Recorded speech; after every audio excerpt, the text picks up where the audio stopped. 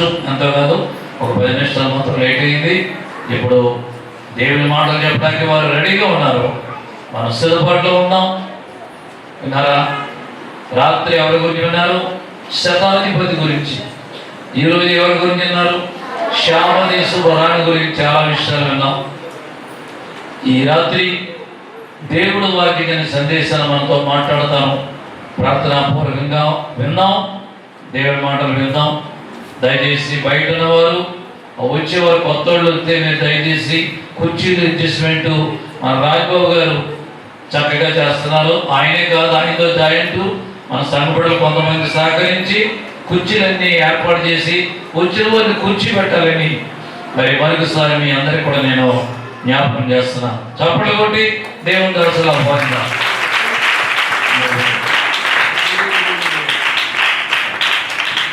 ప్రభు అయిన యేసుక్రీస్తు నామంలో కూడినందరికీ నా ప్రత్యేకమైన శుభవందనాలు తెలియజేస్తూ ఉన్నాను. వందనాలు కనబడాలి, వినబడాలి. చేతులు జోడించి నా వైపు చెప్పండి వందనాలు. బాగున్నారా? మళ్ళీ చెడవ చూస్తున్నాం కొంతమంది. రైట్. దేవుడు ఈ ప్రాంతాన్ని ప్రేమించి దైవజనులు, అభిషక్తులు భాస్కర్ బాబాయ్ గారిని దేవుడు నిలబెట్టుకుని ఘనమైన పరిచర్య గత కొన్ని సంవత్సరాలుగా దేవుడు నడిపిస్తున్నారు. వారి పరిచర్యలో నేను సుమారుగా లాస్ట్ 20 years బ్యాక్ నుండి మధ్యలోకి రావడం ఇది ఎంతో గొప్ప భాగ్యంగా ఎంచుకుంటూ, అంత మాత్రమే కాదు, నేను ఇక్కడికి ఫస్ట్ టైం వచ్చినప్పుడు ఇక్కడ ఒక అయ్యగారు నడిపించేవారు. ఎవరంటే డానిలయ్య గారు, నందాపూర్ నుండి డానిలయ్య గారు నడిపించేవారు. నా ప్రసంగాలు విని మా సంఘానికి కూడా రావాలి బాబు అని చెప్పి అక్కడ కూడా తీసుకెళ్ళారు. ఇక్కడికి వచ్చారంటే ఖచ్చితంగా నెక్స్ట్ అక్కడ కూడా వెళ్తూ ఉండేవాడిని. మరి వారు కూడా దేవుని సన్నిధికి వెళ్ళిన తర్వాత వారి కుమారుడు మోడీ చాలా చక్కగా కార్యక్రమాలు సంఘాన్ని నడిపిస్తున్నాడు. అలాగే వారి మీటింగ్స్లో కూడా నన్ను పిలవడం జరిగింది. నెక్స్ట్ మీటింగ్స్లో కూడా అక్కడికి నేను వాక్యం చెప్పడానికి రాబోతున్నాను. అలాగే తమ్ముడు ఎక్కడ ఉన్న చాలా సంతోషం. అలాగే దైవ మోషి గారు, వారికి వందనాలు, తమ్ముడికి వందనాలు తెలియజేస్తున్నాను. మీ అందరు కూడా ఉన్నారు. ఇంకా చివరి మాటలు చెప్పేస్తున్నాను. ఓకే, పోయి కాడ కూర్చుంది కదా, అందుకని పోయి కూడా కంగారు పడకండి, మీటింగ్కి వెళ్ళిపోతానని రేపు రానండి. ఓకే, కనుక మీ అందరికి చాలా భరించి ఎక్కువ టైం తీసుకున్నా కష్టమైన భరించి వాక్యమైన మీ అందరికీ ఉన్నారు. ఇలా కూర్చోవడం చాలా కష్టం తెలుసా మీకు? బాస్కెట్ వేస్తున్నాయి దగ్గరికి. మీరు ఎలా ఉన్నారంటే బాలేస్తే వాళ్ళలో చేరగలమంటే దగ్గర ఎలా ఉన్నారు మీరు. అందుచేతనే మళ్ళీ చెప్తున్నారు, దేవుడు మీకు అందమైన సుందరమైన పెద్ద మందిరాలు ఇచ్చిన గాక. ఓకే, రెండో మాట నేను అన్నం ఆల్రెడీ మీరు విన్నారు కాబట్టి అలా ఉండడం ప్రయత్నం చేయండి. ఓకే, ఒక పని చేస్తే బెటర్ ఏమో అనుకుంటున్నాను. నెక్స్ట్ ఇల్లు ఉంది కదా, పాస్టర్ ఇల్లు, ఇది మొత్తం ఇటు నుండి అటు వరకు ఎంత ప్లేస్ అంతవరకు పైన స్లాబ్ వేసేయండి. మందిరం కదా, బాగుంటుంది. దేవునికి స్తోత్రం. రాబోయే కాలంలో, భవిష్యత్ కాలంలో దేవుడు అలా జరిగించును గాక. Very good. రైట్ మీద రాత్రి ఒక అంశాన్ని నేను చెప్పాను, అదే అంశాన్ని రాత్రికి కొనసాగిస్తాను అని చెప్పాను. ఓకే, రాత్రి ఏం మాట్లాడుతున్నావు ఒకసారి చెప్పండి.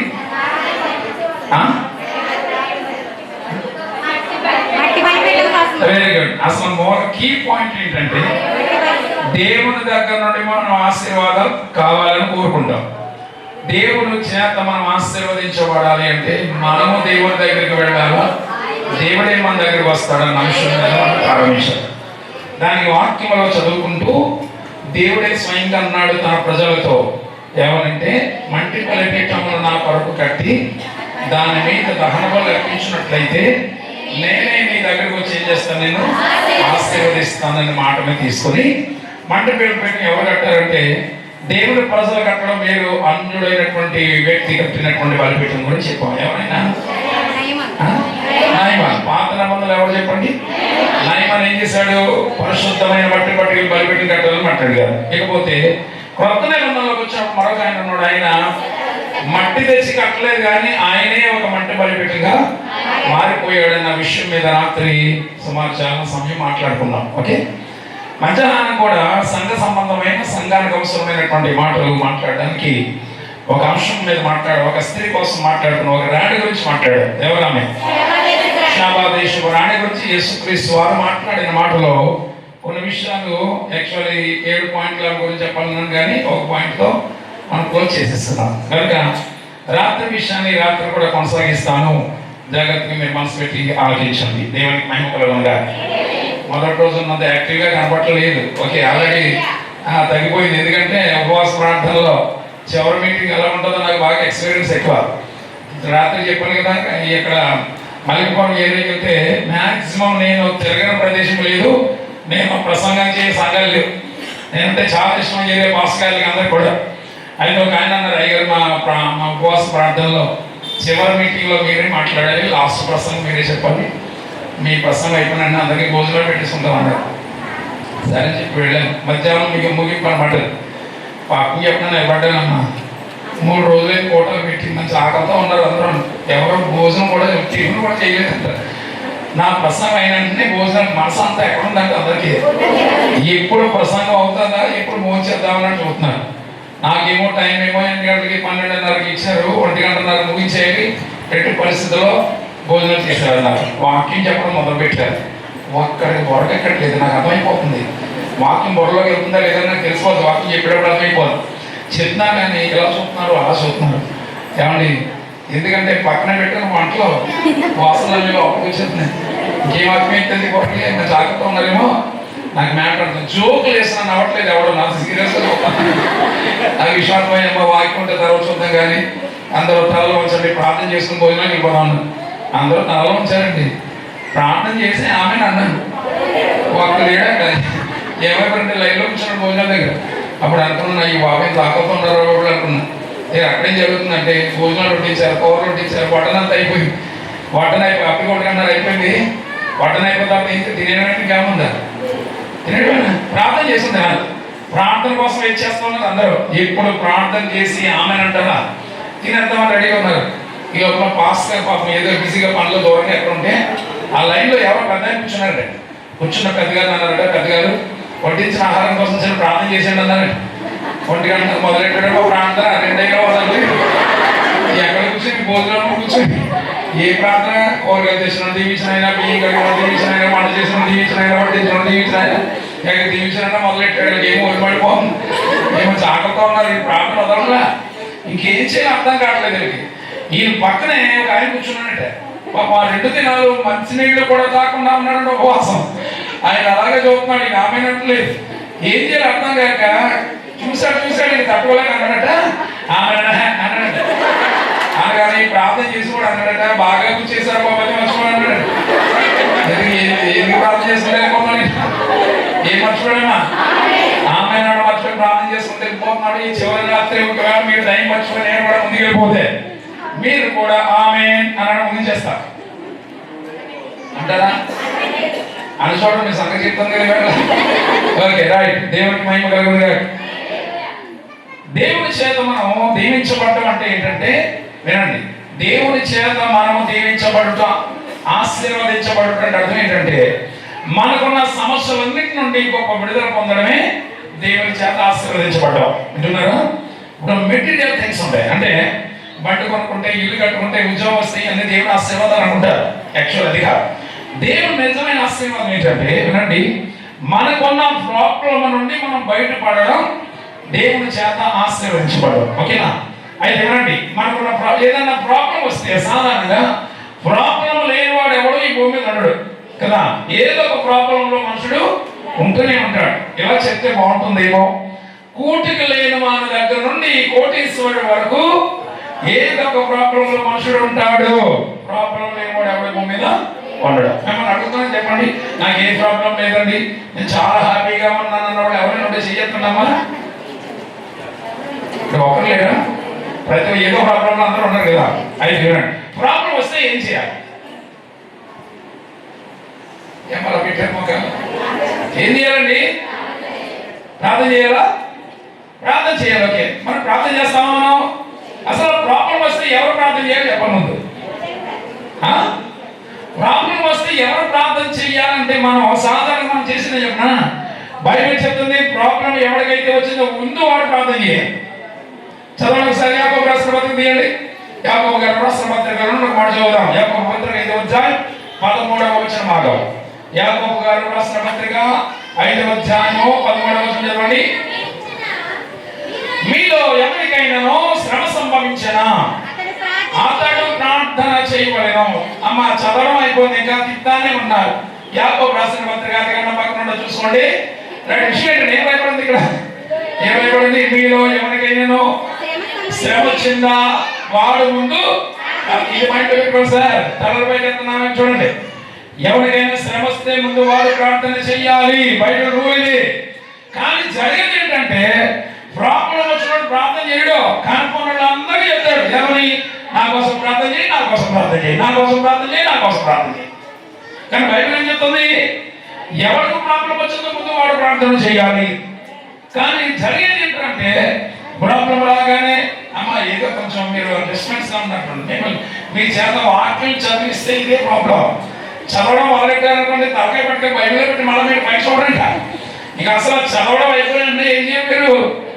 ఇక్కడ ఎవరి వాక్యం చెప్తున్నా అని బయట చూడాలి. అర్థమైందా? నా ముఖం మీకు నచ్చినా నచ్చకపోయినా దయించి నా వైపు చూడండి. మీటింగ్ అయితే అర్థమవుతుంది. ఓకే వినండి. ముందు చెప్పండి, ప్రాబ్లం వస్తే ఏం చేయాలి? ప్రాబ్లం అంటే ఏంటి? ఇంగ్లీష్ లో ప్రాబ్లం ఉంటుంది కదా, బాధలు, శోధనలు, ఇరుకులు, ఇబ్బందులు, వీటన్నిటిని ఏమంటారంటే ప్రాబ్లమ్స్ అంటారు కదా. ప్రాబ్లం రాగానే మనం ఏం చేస్తాం?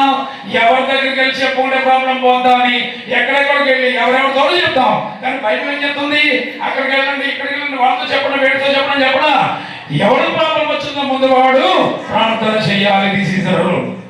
ఒక మాట చెప్తాను, జాగ్రత్తగా. ఈ రోజు మీకు ఒక తాళం చెవి ఇస్తాను. మీకు ఏమిస్తానా? ఈ తాళం చెవి కానీ మీ దగ్గర ఉంటే ఏ ప్రాబ్లం వచ్చినా సరే నీకు పెద్ద పరిష్కారం ఈ తాళం చెవి ద్వారా జరుగుతుంది. ఎంతమంది కావాలి తాళం? చేతిలో తను కావాలా? కావాల్సిన వారు జాగ్రత్తగా వినండి, తాళం చెవి పట్టుకెళ్ళండి. అలాగని చెప్పి తాళాలు పట్టుకుని ఇక్కడ లేదు. నేను అసలు తాళం ఏంటో బైబిల్ ఉందా, తాళం ఏంటో మీకు ఇస్తా. అర్థమైందా? ఇప్పుడు ప్రాబ్లం వచ్చిన వాడు ఏం చేయాలి? ప్రార్థన చేయాలి. కానీ జరిగేది ఏంటి? మనం ప్రార్థన చేయం కానీ అందరికీ కనపడిన అందరికీ చెప్తాం. అయితే ఇక్కడ వినండి, ఎవరికి ప్రాబ్లం వచ్చిందో వాడు ప్రార్థన చేయడం అనేది దేనితో సమానం అంటే దేవుని దగ్గర అప్లికేషన్ పెట్టడం అంటారు. అందువల్ల ఏంటది? ప్రాబ్లం వచ్చినోడు చేసిన ప్రార్థన దేవుని ముందు అప్లికేషన్ పెట్టడం. ఉదాహరణకు మీకు అర్థమైంది చెప్తాను. అమ్మ ఈ పక్కన ఏదో పెద్ద కంపెనీ ఉందనుకోండి, పెద్ద కంపెనీ ఉంది. ఆ కంపెనీలో నాకు జాబ్ వస్తుందని తెలుసుకోండి, ఫస్ట్ నేను ఏం చేయాలి? ఏం చేయాలి? ఆ జాబ్కి నేను ఎలిజిబుల్, అన్ని విధాలు కూడా నేను సరిపోతానని తెలుసుకోండి, ఫస్ట్ నేను ఏం చేయాలంటే అప్లికేషన్ పెట్టాలి. అంతే కదా? కానీ నేనేం చేశానంటే తెలివిగా అప్లికేషన్ పెట్టకుండా నాకు ఎమ్మెల్యే గారు తెలుసు, ఎంపీ గారు తెలుసు అని ఎంపీ గారి ద్వారా రికమెండేషన్ కొట్టించా. ఎంపీ గారు ఫోన్ చేశారు కంపెనీ వాళ్ళకి, ఎవరి మా అబ్బాయి మా ఆయన మా సంబంధించిన ఒక వ్యక్తి వస్తున్నాడు, ఈ ఉద్యోగం ఖచ్చితంగా మీరు ఆయనకి ఇవ్వాలని ఎంపీ గారు ఏం చేశారు? ఫోన్ చేసి కంపెనీ వాళ్ళతో చెప్పాడు. అప్పుడు కంపెనీ వాళ్ళు ఏమన్నాడు? తప్పకుండా మీరు పంపించిన వ్యక్తికే ఇస్తానని చెప్పాడు. ఇస్తానని చెప్పిన కంపెనీ ఓనర్ తన టేబుల్ మీద ఏం చూస్తాడు? ఫస్ట్ ఏం చూస్తాడు? అప్లికేషన్ చేస్తాడు. అప్లికేషన్ లేకుండా ఉద్యోగం ఎవరికి ఇస్తాడు? అంటే అప్లికేషన్ లేకుండా రికమెండేషన్ పనిచేస్తుందా? ఇప్పుడు వినండి, ఎవడైతే ప్రార్థన చేస్తున్నాడో వాడు చేసే ప్రార్థన, ఎవరికి ప్రాబ్లం వచ్చిందో వాడు చేసే ప్రార్థన దేవుని ముందు ఏంటి? అప్లికేషన్. ఏమండి మీ కొరకు ఎవరు ప్రార్థన చేసినా అదేంటి? రికమెండేషన్. ఏదో చెప్పడం మీకు అర్థమని చెప్పాను. ఇప్పుడు నేను ఉన్నానమ్మా, నాకు పెద్ద ప్రాబ్లం వచ్చి పడింది. అప్పుడు నేను ఏం చేశానంటే, అమ్మా నేను చాలా పెద్ద ప్రాబ్లంలో పడ్డాను, నా కొరకు మీరు ప్రార్థన చేయండి అమ్మా అని చెప్పాను. మీకు మీరు అందరూ 100 మంది ఉన్నారు కదా, మీరు అందరూ ఏం చేస్తారు? నా కోసం ప్రార్థన చేస్తారు. మీరు అందరూ చేసే ప్రార్థన ఏంటి? నా కోసం రికమెండేషన్ అయితే తప్ప అప్లికేషన్ కాదు. కానీ నేను చేసే ప్రార్థన ఏంటి? అప్లికేషన్. అర్థమైందా? ఎవరికి ప్రాబ్లం వచ్చిందో వాడు ప్రార్థన చేయడం అనేది దేవుడి ముందు అప్లికేషన్ పెట్టడం. అప్లికేషన్ లో ఉద్యోగం రావాలంటే రికమెండేషన్ తర్వాత పని చేస్తుంది. ప్రాబ్లం చెప్పంటారా? Main problem in the Christian community, ఈ రోజు క్రైస్తవ సమాజంలో ఉన్న పెద్ద ప్రాబ్లం ఏంటంటే దేవుని ముందు ఒక అప్లికేషన్ లేదంట, అన్ని రికమెండేషన్లే. ఉద్యోగం ఎవరికి ఇవ్వాలో తెలియట్లేదు మహాదేవుడికి. హలో, ఏమన్నా అర్థమైంది మ్యాటర్? ఒక అప్లికేషన్ లేదంటమ్మా దేవుడి దగ్గర. అన్ని ఏంటి? అన్ని ఎందుకు? అసలైన వాడు ప్రార్థన చేయట్లేదు. ఏం చేస్తాడు వాడి కోసం? అందరూ ప్రార్థన చేస్తున్నా కానీ అసలైనటువంటి రిక్వెస్ట్ మాత్రం లేకుండా పోయి. అందుచేత ఎవరికి బైబిల్ అడిగే చెప్పింది ఏముంది అక్కడ? మీలో ఎవరికైనా శ్రమ సంభవించినా ముందు అతడు ప్రార్థన చేయవలెను. This is the rule. ముందు ప్రాబ్లం వచ్చినప్పుడు ప్రార్థన చేయాలి. చెప్పండి, అంటే చెప్పండి. ప్రాబ్లం వస్తే ఏం చేయాలి? గట్టిగా చెప్పి సరిపడే సౌండ్. ప్రాబ్లం వచ్చిన ఏం చేయాలి? ప్రార్థన చేయాలా లేదా ఎక్కడెక్కడికి వెళ్ళాలో చెప్పాలా? బైబిల్ చెప్తుంది నువ్వే ముందు ప్రార్థన చేయాలి. ఎలా చేయాలి? ఎలా చేయాలి? రాత్రి ప్రసంగానికి మనం కరెక్ట్ అవుతాం, మధ్యలో కంగారు పడకండి. ఓకే, ప్రాబ్లం వస్తే ప్రార్థన చేయాలి. ఎలా చేయాలి? యేసు ప్రభు వారే చెప్పారు ఎలా చేయాలో. చదవండి, మత్తయి సువార్త 6 చదవండి. మత్తయి సువార్త 6 చదవండి. నీవు ప్రార్థన చేయనప్పుడు నీ గదిలోనికి వెళ్ళి తలుపు వేసి రహస్యమందున్న నీ తండ్రికి నువ్వు ప్రార్థన చేయగలిగిన దేవుడికి మహిమ కలుగును గాక. చదవం అయిపోయిందమ్మా, ఇంకా తిట్టానే ఉన్నారు. అయిపోయింది, రమై చూడండి. ఏమైపోయింది చెప్పండి. మీలో ఎవరికైనా శ్రమ వస్తే ప్రార్థన చేయాలి. ఆ ప్రార్థన కూడా ఎలా చేయాలి? గదిలోకి వెళ్ళి తలుపు వేసి ఎవరి వైపు చూడాలి? దేవుడి వైపు చూడాలి. అన్నారా? ఇది అలవాటు చేసుకోవాలి మనం. ప్రార్థన ఎలా చేయమనేసి బయటకెళ్ళమన్నాడు. గదిలోకి వెళ్ళి తలుపు వేసి రహస్యమందున్నది తండ్రికి నువ్వు ప్రార్థన. మొత్తం ఈ రాత్రి ప్రసంగం అంతా దీని మీద ఉంటుంది. గదిలోకి వెళ్ళి తలుపు వేసి ప్రార్థన చేయాలి. ఇది నేనన్నమాట కాదు, యేసు ప్రభు వారు అన్నాడు. ప్రాబ్లం లాగానే ఎక్కడెక్కడ పరిగెట్టదు, మీరు గదిలో పరిగెట్టండి, తలుపు వేయండి, ఆయన వైపు చూడండి. ఈ మాట యేసు ప్రభు వారు అన్నారంటే దానికి కారణం చెప్తాను. వట్టినల్లా ప్రాబ్లం లాగానే గదిలోకి వచ్చే బాబు, గదిలోకి వచ్చి తలపయ్యి, ఎందుకు గదిలోకి వచ్చి తలపేయమన్నాడంటే ఆ గదిలోకి నేను వస్తా, నీ ప్రాబ్లం పెట్టి నాతో చెప్పు, దానికి నేను పరిష్కరిస్తానని నేను అర్థం. నీకు ప్రాబ్లం రాగానే దేవుడికి మొదలు చూసేది ఎవరు చెప్పినా దేవుడే చూస్తాడు. అయ్యో నా బిడ్డకి ప్రాబ్లం వచ్చింది, గదిలోకి వస్తుందేమో, తలపేస్తుందేమో, ఆ గదిలోకి వెళ్దాం, నాతో చెప్తుందేమో, నేను విందాం, పరిష్కరిద్దాం అని ఆయన చూస్తుంటే మనం ఏం చేస్తున్నాం? ఎక్కడెక్కడికి వెళ్ళి ఎవరెవరితో చెప్తాం తప్ప వెళ్ళవలసిన చోటుకి వెళ్ళడం లేదు. ఇది నా మాట కాదు, దేవుని మాట. ఆయన అన్నాడు, బిడ్డ ప్రాబ్లం వస్తే ప్రార్థన చేయి. అది కూడా ఎలా చేయాలి? గదిలోకి రా, తలుపు వేసి నా వైపు చూడు, ఆ గదిలోకి నేను వస్తాను, నాతో చెప్పన్నాడు. కానీ మనం చేసే పని ఏంటంటే గదిలోకి వెళ్ళే అనుభవం ఉందా మనకి? ఆయనతో మాట్లాడే అనుభవం ఉందా మనకి? ప్రార్థనగా దేవునితో మాట్లాడుతుంది కదా. ఎప్పుడైనా దేవుడితో మాట్లాడామా మనం అంటే మనం మాట్లాడలేదు, కానీ ఎవరెవరితో చెప్తున్నాం? This is the main problem. అందుచేత వినండి, భూమి మీద ఎవరికి ప్రాబ్లం వచ్చినా ప్రత్యేకంగా ఆయన పిల్లలైన వారు, ఆయన పిల్లలంటే ఎవరు? మనమే. ఆయన పిల్లలైన వారికి ఎవరికైనా ప్రాబ్లం వస్తే చెప్తున్నాడు, బిడ్డ నువ్వు గదిలోకి రా, తలుపేసి తలుపు మూసి ప్రార్థన చేసిన వైపు చూడు, నేను ఆ గదిలోకి వచ్చి నేను పరిష్కరిస్తాను. హల్లెలూయా. ఈ ప్రపంచంలో ఉన్న ప్రాబ్లమ్స్ అన్నిటికీ నేను 3 పేర్లు పెట్టాను. 3 పేర్లు. ఈ 3 పేర్లు అంటే ఈ మూడింట్లో ఖచ్చితంగా ఏదో దాంట్లో మనం ఉండి తీరుతాం. ప్రపంచంలో ఉన్న సమస్యలన్నిటికీ 3 పేర్లు పెట్టాను. ఆ మూడింట్లో ఏదో దాంట్లో ఉండి తీరుతావు. ఓకే, ఆ మూడింటికి ఆ 3 ఏంటో చెప్తాను. మొదటిది మ్యాక్సిమం దీంట్లో మీరు ఉండవచ్చేమో. మొదటిది ఏంటంటే ఏమండి, దీనికి ఒక పేరు పెట్టండి. శ్రవలన్నా, శోధనలన్నా, బాధలన్నా, ఇరుకులన్నా, ఇబ్బందులన్నా అన్ని ఒకే కేటగిరీకి చెందేవాడు కదా. ఇప్పుడు బాధ, మొదటి బాధ ఏంటంటే అప్పుల బాధ. మొదలు చెప్పండి గట్టిగా. మీకు మీకు లేనట్టు ఉన్నాయా? మనకు అర్థమైంది, మీ మొక్కలు చూస్తే. మొదటి బాధ ఏం చెప్పండి? అప్పులు ఏమైనా చెయ్యొద్దండి. ఓకే, మొదటి బాధ ఏం చెప్పండి? అప్పుల బాధ. రెండో, ఈ అప్పు లేదు అంటే రెండో దాంట్లో ఉంటావు. రెండోది ఏంటంటే శరీర సంబంధమైన రోగం. అది రోగం అంటే పెద్ద రోగం ఏదో అనుకోకండి, బీపీ కావచ్చు, షుగర్ కావచ్చు. దేవుడి దయ వల్ల నాకు 54 సంవత్సరాలు వచ్చేసాయి. ఐదు సందర్భం 54 సంవత్సరాలు నాకు ఇప్పుడు వస్తాను. రేపు నవంబర్ 9 వస్తే 54 పెడతాను, అంటే 53 సంవత్సరాలు. బీపీ కాదు, షుగర్ కానీ ఏమి లేదు, దేవుడి దయ వల్ల. బీపీ షుగర్ లేకుండా నిజమైన అస్తమాలు, దేవుడికి స్తోత్రం. సరే, విషయం ఏంటంటే వినండి, బీపీ కావచ్చు, షుగర్ కావచ్చు, శరీర సంబంధమైన ఏదో ఒక రోగంలో నువ్వు ఉండి తీరుతావు. దేనికి నేను పేరు పెట్టాను? శరీర సంబంధమైన రోగాన్ని పెట్టిన పేరు ఏంటంటే, శరీరంలో లోపల ఏదైనా ప్రాబ్లం వచ్చిందనుకోండి, బయటికి చెప్పేది మనకి నొప్పి. ఇప్పుడు లోపల క్యాన్సర్ వచ్చిందండి, నీకు లోపల క్యాన్సర్ వచ్చిందిరా బాబు, డాక్టర్ చూపించుకొని చెప్పేది ఏంటది? శరీరం లోపల నుంచి ఏమొస్తుంది? బయటికి నొప్పి వస్తుంది. శరీరంలో ఏముంటుంది? నొప్పి ఉంటుంది. చెప్పండి, ఏముంటుంది? నొప్పి ఉంటుంది. రెండవది ఏంటంటే నొప్పుల బాధ. శరీరంలో నుంచి వచ్చే వాటిని ఏమంటారంటే నొప్పులు అంటారు కనుక రెండవది నొప్పుల బాధ. మొదటిది చెప్పండి గట్టిగా. రెండవది శరీర సంబంధమైన రోగాన్ని పెట్టిన పేరు చెప్పండి, నొప్పుల బాధ. నువ్వు శరీర సంబంధమైన రోగంలో కూడా లేవనుకోండి, అప్పులు లేవు, శరీర సంబంధమైన రోగం కూడా లేదు అనుకోండి, ఖచ్చితంగా మూడోది అంటుంటావు. మూడోది ఏంటంటే ఏదో ఒక విషయంలో నువ్వు తిప్పలు పడుతూనే ఉంటావు. ఏదో ఒక విషయంలో, చిన్న పిల్లల దగ్గర నుండి ముసలి వారి వరకు ఏదో ఒక విషయంలో తిప్పలు పడుతూ ఉంటావు. మూడోది ఏంటంటే తిప్పలు బాధలు. మొదటిది, రెండవది, మూడవది. అంటే నా ప్రసంగం ఏంటంటే అప్పులు, నొప్పులు, తిప్పలు. చెప్పండి, బాగా ఈజీగా కనెక్ట్ అవ్వడం కోసం, అందరికి అర్థమయ్యేలాగా, సామాన్య ప్రజలకు కూడా అర్థమయ్యేలా చెప్పడం కోసం ఈ విధంగా నేను మాట్లాడుతున్నాను. ఓకే, ఈ భూమి మీద ఉన్న ఈ మూడు ఓకేనండి. ఇప్పుడు ఒకవేళ అయ్యారో ఈ మూడింట్లో దేంట్లోనూ కూడా నేను లేనండి, నాకు అప్పులు లేవు, శరీర సంబంధ రోగాలు లేవు, ఏ విషయంలో తెప్పలు పట్టలేదు, చాలా సంతోషంగా హ్యాపీగా ఉన్నానన్న వాళ్ళు ఎవరైనా ఉంటే ప్లీజ్ రైస్ యువర్ హ్యాండ్. మీ చేయి చూపించండి, మీ పేరు పెట్టుకెళ్ళి గిన్నిస్ బుక్లో రాయంట. ఎవరైనా ఉన్నారా? నో వన్ సేర్, ఎవరు లేరు. అంటే ఏదో దాంట్లో మనం ఉంటాం. అయితే కూడా ఈ మూడు రకాల బాధలతో ముగ్గురు ఉన్నారు బైబిల్లో. ఎవరా ముగ్గురు, వీళ్ళు ఎలా బయటకు వచ్చారు అన్నది నేను చెప్పబోయేవాడు. ఓకేనా? ఎవరి ముగ్గురు మనం చూద్దాం. అమ్మ ఎంత బాగున్నారా? ఆల్రెడీ కొంతమంది వెనక్కి ముందుకు ఊగుతున్నారు, మధ్యాకాశం దాటేసినట్టున్నారు. కొంతమంది ఒకసారి వెనక్కి వచ్చేయండి అమ్మా. మీ కొందర ఈ మధ్యకాలంలో నేను చర్చికి వెళ్ళానండి, మర్చిపోలేకపోతున్నాను బాబాయ్. మహాతల్లి కళ్ళు ముందు కనబడుతున్నారు.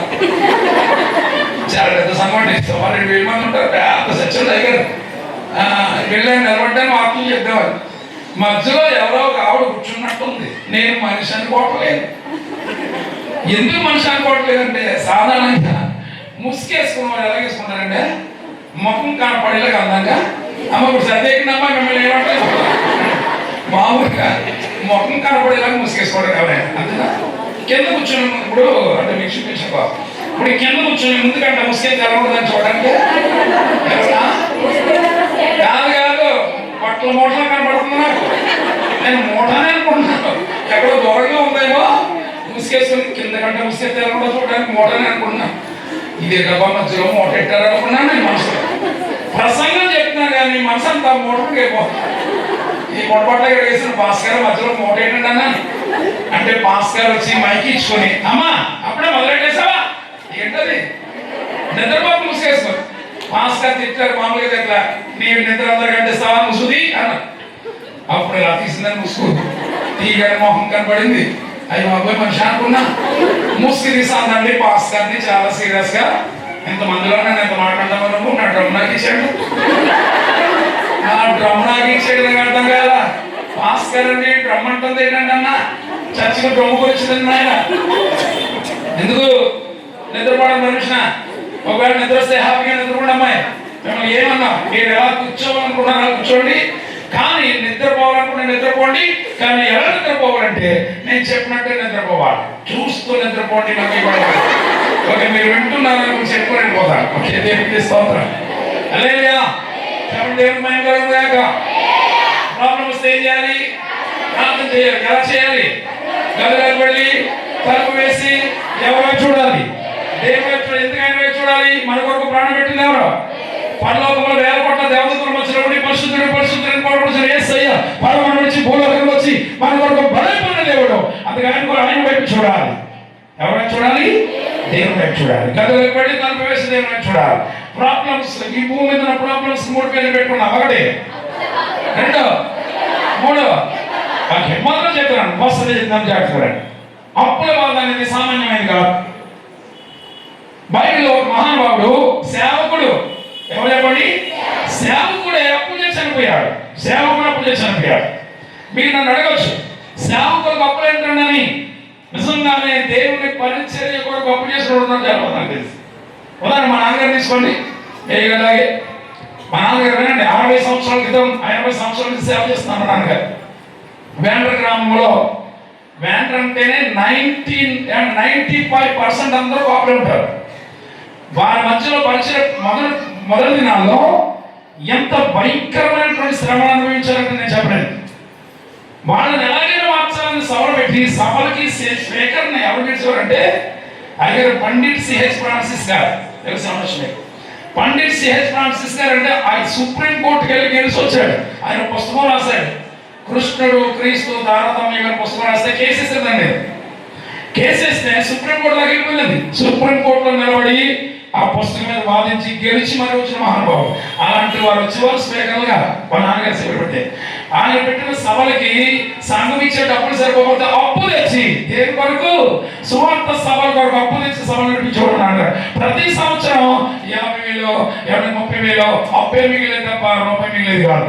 నాకు తెలిసి దేవుని పరిచర్య నిమిత్తం అప్పు చేసిన సేవకులు ఎంతమంది ఉన్నారో తెలిసి కానీ ఇప్పుడు సంపాదనలో పడ్డారు. ఎవరో కానీ 55 ఎకరం కొనేసాడంటే మా ఊళ్ళో. సరే విషయం ఏంటంటే ఈ బైబిల్లో కూడా ఒక సేవకుడు ఉన్నాడు, అప్పు చేసి చనిపోయాడు. అయితే అప్పు ఎందుకు చేశాడు అంటే చాలా మంచి పనుల కోసం అప్పు చేసి ఉండొచ్చు. ఎందుకంటే భార్య చెప్పిన సాక్ష్యం అలాగుంది. ఏమండి ఎందుకు ఈ సేవకుడు ఎవరంటే పాత నిబంధన గ్రంథంలో ప్రవక్తల్లో ఒక శ్రేష్టమైన ప్రవక్త, ప్రవక్తలకే గురువు లాంటి ప్రవక్త ఎవరో చెప్పండి? ఏలియా. ఎవరు చెప్పండి? ఏలియా. ఏలియా గారికి ఒక శిష్యుడు ఉన్నాడు. ఎవరైనా? ఎలీషా. ఎలీషా ఎంత గొప్పవాడంటే గురువును మించిన శిష్యుడు అయ్యాడు. ఏలియా గారు 16 అద్భుతాలు చేస్తే శిష్యుడైన ఎలీషా గారు 32 అద్భుతాలు చేశాడు. అలాంటి ఆయనకి ఎలీషా గారికి ఒక బైబిల్ కాలేజీ ఉంది. ఏం కాలేజీ? మీకు అర్థమవడం కోసం ఈ మాట అన్నాను కానీ వాస్తవానికి బైబిల్లో ప్రవక్తల పాఠశాల అని ఉంటుంది. ఈ మోడర్న్ వరల్డ్ చెప్పాలంటే బైబిల్ కాలేజ్ అని చెప్పాలి. ఆ బైబిల్ కాలేజీలో వాక్యం నేర్చుకుంటున్నటువంటి తప్పిపోతుందన్న ఒక సేవకుడు ఉన్నాడు. అతనికి భార్య 2 కొడుకులు ఉన్నారు.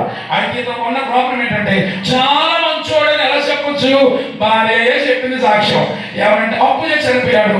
చనిపోతే అప్పులో వచ్చి చాలా మంది పెట్టాడమ్మా నీ భర్త అప్పు చేశాడు, అప్పు సంగతి ఏంటని భర్త సేవ అక్కడ ఉండగానే మొదలు పెట్టాడు. అప్పుడు అన్న అయ్యా ఇదే టైం నీకు నేను ఎలాగో కష్టపడి తీరుస్తాను, ఇప్పుడు నన్ను ఇబ్బంది పెట్టద్దాం వెళ్ళిపోయాడు. మళ్ళీ 6 రోజుల తర్వాత వచ్చాడు, ఏ తప్పు అన్నాడు. అలాగే చాలా సార్లు వచ్చి వెళ్ళిపోయాడు కానీ అప్పు తీర్చే స్తోమత ఆమెకి లేదు. ఆ టైంలో ఒకరోజు అన్నాడు వచ్చి నువ్వు అప్పు తీర్చేలాగా ఏం కనపడలేదు, నీ 2 కొడుకులు తీసుకెళ్ళి నేను బానిసలుగా పెట్టేసుకుంటాను అన్నాడు. అప్పుడు ఏం చేయాలి అర్థం కాని పరిస్థితుల్లో ఎక్కడికి వచ్చింది మహాతల్లి? తన భర్త ఒక ఆయన దగ్గర ఉండేవాడు, ప్రవక్త దగ్గర. ఎవరో ప్రవక్త? ఎలీషా దగ్గరకు వచ్చి చెప్పుకుంది, అయ్యా ఇదిగో నా పెనిమిటి నీకు తెలుసు కదా ఎంత మంచివాడు అంటే దేవుని ఎందుకు భక్తి కలిగిన వాడు. చదవండి ఒకసారి రాజుల 2వ గ్రంథం 4వ అధ్యాయం మొదటి నుంచి చదవండి. అంతటా ప్రవక్తల శిష్యుల భార్య నీ దాసుడైన నా పెనిమిటి చనిపోయాను, అంతడు యెహోవా యందు భయభక్తులు కలిగిన వాడు, దేవునికి మహిమ కలుగునుగాక. అమ్మ ఎలాంటి వాడైనా ఎవరు చెప్తారు ఈ మాటలు? స్నేహితుడు కాదు, తల్లిదండ్రులు కాదు, భార్య చెప్తుంది. భార్య ఇచ్చే సాక్ష్యం కంటే గొప్ప సాక్ష్యం ఏదే ఉండదు. నా వైపు అంటారు నా సంగతి కరెక్ట్ గా చెప్పాలంటే ఎవరు చెప్తారు చెప్పండి. ఇప్పుడు ఫ్రెండ్స్ అడిగాను అనుకోండి, నా ఫ్రెండ్స్ అడిగితే ఏమంటారు? మా ఫ్రెండ్ చాలా మంచిగా చెప్తారు. తల్లిదండ్రులు అడిగితేనో అమ్మ నా కొడుకు చాలా మంచిగా అంటారు. ఎవరిని అడిగిన మంచిగా చెప్తారు. నా గురించి అసలు విషయం బయట చెప్పాలంటే ఏమన్నా పెట్టారు మొక్కలు? అవునా కదా? అదే వినండి. ఇప్పుడు భార్య ఎలాంటి సాక్షి వస్తుంది కోసం? నా పెనిమిటి ఎలాంటి వాడు అని చెప్తుంది చెప్పండి. యెహోవా యందు భయభక్తులు కలిగిన వాడు. వినండి, దేవుని యందు భయభక్తులు కలిగిన వాడు అప్పు ఎందుకు చేస్తాడు? మంచి మన కోసం, చెడ్డ మన కోసం. అంటే తన మంచి మన కోసం అప్పు చేసి ఉండొచ్చు. అయితే ప్రాబ్లం ఏంటంటే అప్పు ఇచ్చి చనిపోయాడు. ఆ భారం అంతా ఎవరి మీద పడింది? భార్య మీద పడింది.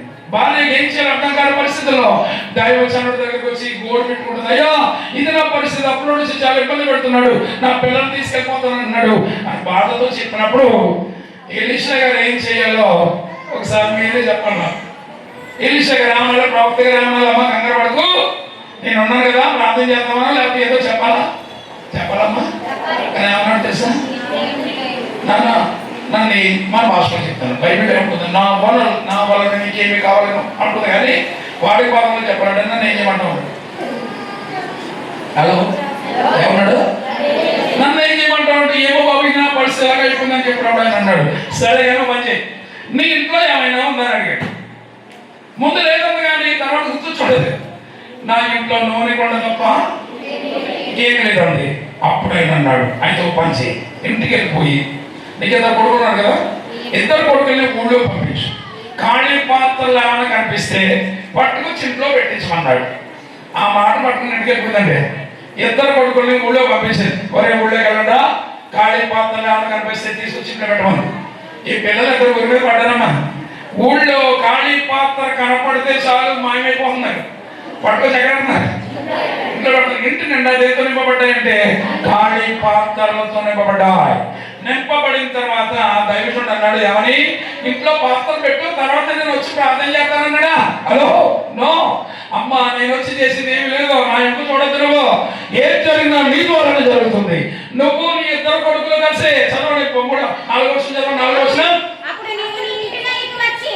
అప్పుడు నీవు నీ ఇంట్లోకి వచ్చి నీవు నీ కుమారులను లోపలికి వెళ్ళి తలుపు వేసి, చాలు తలపైకెత్తన్నావు. చూడండి, దేవునికి మహిమ కలుగును గాక. ఏమన్నా మొదట ఏమన్నాడు దేవుడు? యేసయ్య ఏమన్నాడు చెప్పండి? నీవు ప్రార్థన చేయనప్పుడు వదిలిపెట్టాలి, గదిలోకి వెళ్ళి చెప్పండి. ఇది మాత్రం మీరు పాట అయ్యేదాకా ఇదే మీరు వెనక పాడాలి పాట. ఓకే, యేసు ప్రభువు ఏమన్నారు? ప్రార్థన చేసేటప్పుడు ఏం చేయమన్నాడు? గదిలోకి వెళ్ళి తలుపు వేసి దేవుడు చూడమన్నాడు. అప్పుడు పోలేని స్త్రీ వచ్చి ప్రవక్త చెప్తుంటే ప్రవక్త ఉన్నాడు, నేను వచ్చి ప్రార్థన చేస్తాను, నా వైపు చూడద్దు. నువ్వు నీ ఇద్దరు కొడుకులు కలిసి, నువ్వు మాత్రమే కాదు, నువ్వు నీ ఇద్దరు కొడుకులు కలిసి గదిలోకి వెళ్ళి తలుపు వేసి దేవుడు చూడండి, దేవుడే కార్యం చేస్తాడన్నాడు. అవును కదా? అన్న మాట ప్రకారం ఏం చేసిందంటే ఇద్దరు కొడుకుల్ని తీసుకుని గదిలోకి వెళ్ళి ప్రార్థన చేసి, ప్రార్థించిన తర్వాత ఏం చేయమన్నాడు అంటే, ఆ కొండ ఉంది కదా, నూనె కొండని ఇంట్లో, ఆ కొండని ఎత్తి ఖాళీ పాత్రలోకి వేయమన్నాడు. వేయడం ప్రారంభించింది. ఏం ప్రార్థన చేసిందో తెలియదు కానీ ఖాళీ పాత్రలకు వేస్తుంటే ఏం జరుగుతుంది? అసలు కొండలో నూనె అలాగే ఉండిపోతుంది, కానీ పాత్రలన్నీ దీంతో నింపబడ్డాయి, కానీ నూనెతో నింపబడ్డాయి. దేవునికి మహిమ కలుగును గాక. ఇంటిలో ఉన్న పాత్రలన్నీ నూనెతో నింపబడిన తర్వాత ఈమె వెంటనే ప్రారంభించలేదు వ్యాపారం. ఎక్కడికి వచ్చింది? మళ్ళా దైవజన్ దగ్గర వచ్చి, అయ్యా నా ఇంట్లో ఉన్న ఖాళీ పాత్రలన్నీ నూనెతో నింపబడ్డాయి అని అనగానప్పుడు ఆయన అన్నాడు, అమ్మా ఆ నూనె అంతటితో వ్యాపారం చేసి అప్పంతా ఇక్కడ వరకు మనకు బాగా తెలుసు కదా, ఎక్కడ తెచ్చానండి నూనె అమ్మి వ్యాపారం చేయమన్నాడు. ఇప్పుడు ఏం చేయాలి? వ్యాపారం చేయాలి. ఏ వ్యాపారం? ఇప్పుడు క్రైస్తవ సమాజంలో జరిగే అద్భుతం వ్యాపారం అంటే తెలుసా మీకు? నూనె వ్యాపారం జరుగుతుంది. ఎక్కడికి వెళ్ళినా సరే, దానికి దీనికి సంబంధం లేదు. ఇప్పుడు ఈమె నూనె అమ్మడాలి, వ్యాపారం చేయాలి. వ్యాపారం చేయడానికి ఈమె నిజంగా చూడండి, ఈమెలాగా చేయాలి వ్యాపారం. ఆవిడ చేసిన ఎలాంటి వ్యాపారం చేస్తుందో చెప్తానండి. మేము ఆమెకి చిన్న ఇల్లు ఉంది, ఆ ఇంటి నిండా ఏమున్నాయి? నూనె పాత్రలు, కొండల మట్టి కొండలు పోగొడుస్తున్నా నూనె పాత్రలు ఉన్నాయి. ఆ పాత్రలని నూనెతో నింపబడ్డారు. దైవజనుడు అన్నాడు, వీటన్నింటిని వ్యాపారం చేసి అమ్మాయి డబ్బు వచ్చినప్పుడు అప్పు తెచ్చుకున్నాడు. ఇప్పుడు ఇక్కడ ఏం చేయాలంటే వ్యాపారం చేయాలి. ఇంటి పక్కనే పందిరేసిందంట అమ్మ. పందిరేసి ఆ పందిరికి ఒక బోర్డు పెట్టిందంట. ఏ బోర్డు? ఇక్కడ నూనె అమ్మబడిందని బోర్డు పెట్టింది. కొన్ని నూనె పాత్రలు వచ్చి ఎక్కడ పెట్టింది? పందిట్లో పెట్టింది. ఎంత కొడుకుల్ని ఆ పందిట్లో కూర్చోబెట్టిన స్టూల్స్ వేసి, ఓరే ఎవరైనా వస్తే కదా నూనె అమ్మడం. బోర్డు చూసిన వాళ్ళు ఏం చేస్తారు? వచ్చి నూనె కొంటున్నారు. కొంటుంటే ఏమొస్తుంది? డబ్బు వస్తుంది. ఆ డబ్బులను పట్టుకు ఎవరిస్తారు? అమ్మకి ఇస్తున్నారు. హలో వినండి సార్, వ్యాపారం చేసేవాళ్ళు, ఉద్యోగం చేసేవాళ్ళు, పిల్లలారా పెళ్ళి అవ్వకుండా ఉద్యోగం వచ్చింది అనుకోండి, డబ్బులు ఎవరికి పట్టుకొచ్చి ఎవరికి ఇవ్వాలని మాట్లాడండి. ఎవరికి ఇవ్వాలి? తల్లిదండ్రులకు ఇవ్వాలి. నీకు అది హక్కు లేదు. పెళ్ళి అయ్యే వరకు నీకు సంబంధం లేదు. నువ్వు కష్టపడినటువంటి సొమ్ము ఎవరికి ఇవ్వాలి? ఇష్టంగా చేయడానికి తల్లిదండ్రులకు ఇవ్వాలా? Okay right. ఈ పిల్లలిద్దరు కూడా చక్కగా కూర్చుంటారు, ఎండలో కూర్చుంటారు. ఆ పందిరికి కూర్చొని వచ్చిన వాళ్ళందరూ వ్యాపారం చేస్తుంటే నూనె అమ్మడవుతుంది. వచ్చిన డబ్బులను అమ్మకిస్తున్నారు. అమ్మ జాగ్రత్తగా దాచిపెడుతుంది. ఇలాగ నూనె అమ్మడవుతుంటే పాత్రలు ఏమవుతాయి? ఖాళీ అయిపోతాయి కదా. ఖాళీ అయిపోయిన పాత్రలు పట్టి వచ్చి ఇంట్లో పెడుతుంది. అసలు కొండ ఉందమ్మా, ఆశీర్వాద కొండ. ఇంకో పేరు పెట్టాను నేను. ఏ కొండది? ఆశీర్వాద కొండ. వదిలిపెట్లా. ఆ కొండని ఎత్తి మళ్ళీ ఏం చేస్తుంది? ఖాళీ అయిపోయిన పాత్రలకు వేస్తుంది. మళ్ళీ అక్కడ పెడుతుంది. మళ్ళీ వ్యాపారం జరుగుతుంది. ఇలా వ్యాపారం జరుగుతుంటే, ఎవరి పాత్రలు ఖాళీ అయిపోతుంటే, అసలు కొండలో మనం వేస్తూ ఉంటే, ఇలాగ చేసి చేసి చేతులు నెట్పెట్టి ఈవిడ ఏం చేసిందంటే, ఇప్పుడు ఉంటే కనుక ఎలాగే చేసేది నేను ఊహించుకుంటూ ఉంటాను. ఈవిడ ఇప్పుడు ఎలా ఉండేదంటే, ఆశీర్వాద కొండని ఎత్తేని పడివిడి కట్టి ఆ పడి మీద పెట్టి దాంట్లో ట్యాప్ బిగించి దానికి గొట్టం పెట్టి ఏం చేసి ఉండేది చెప్పండి?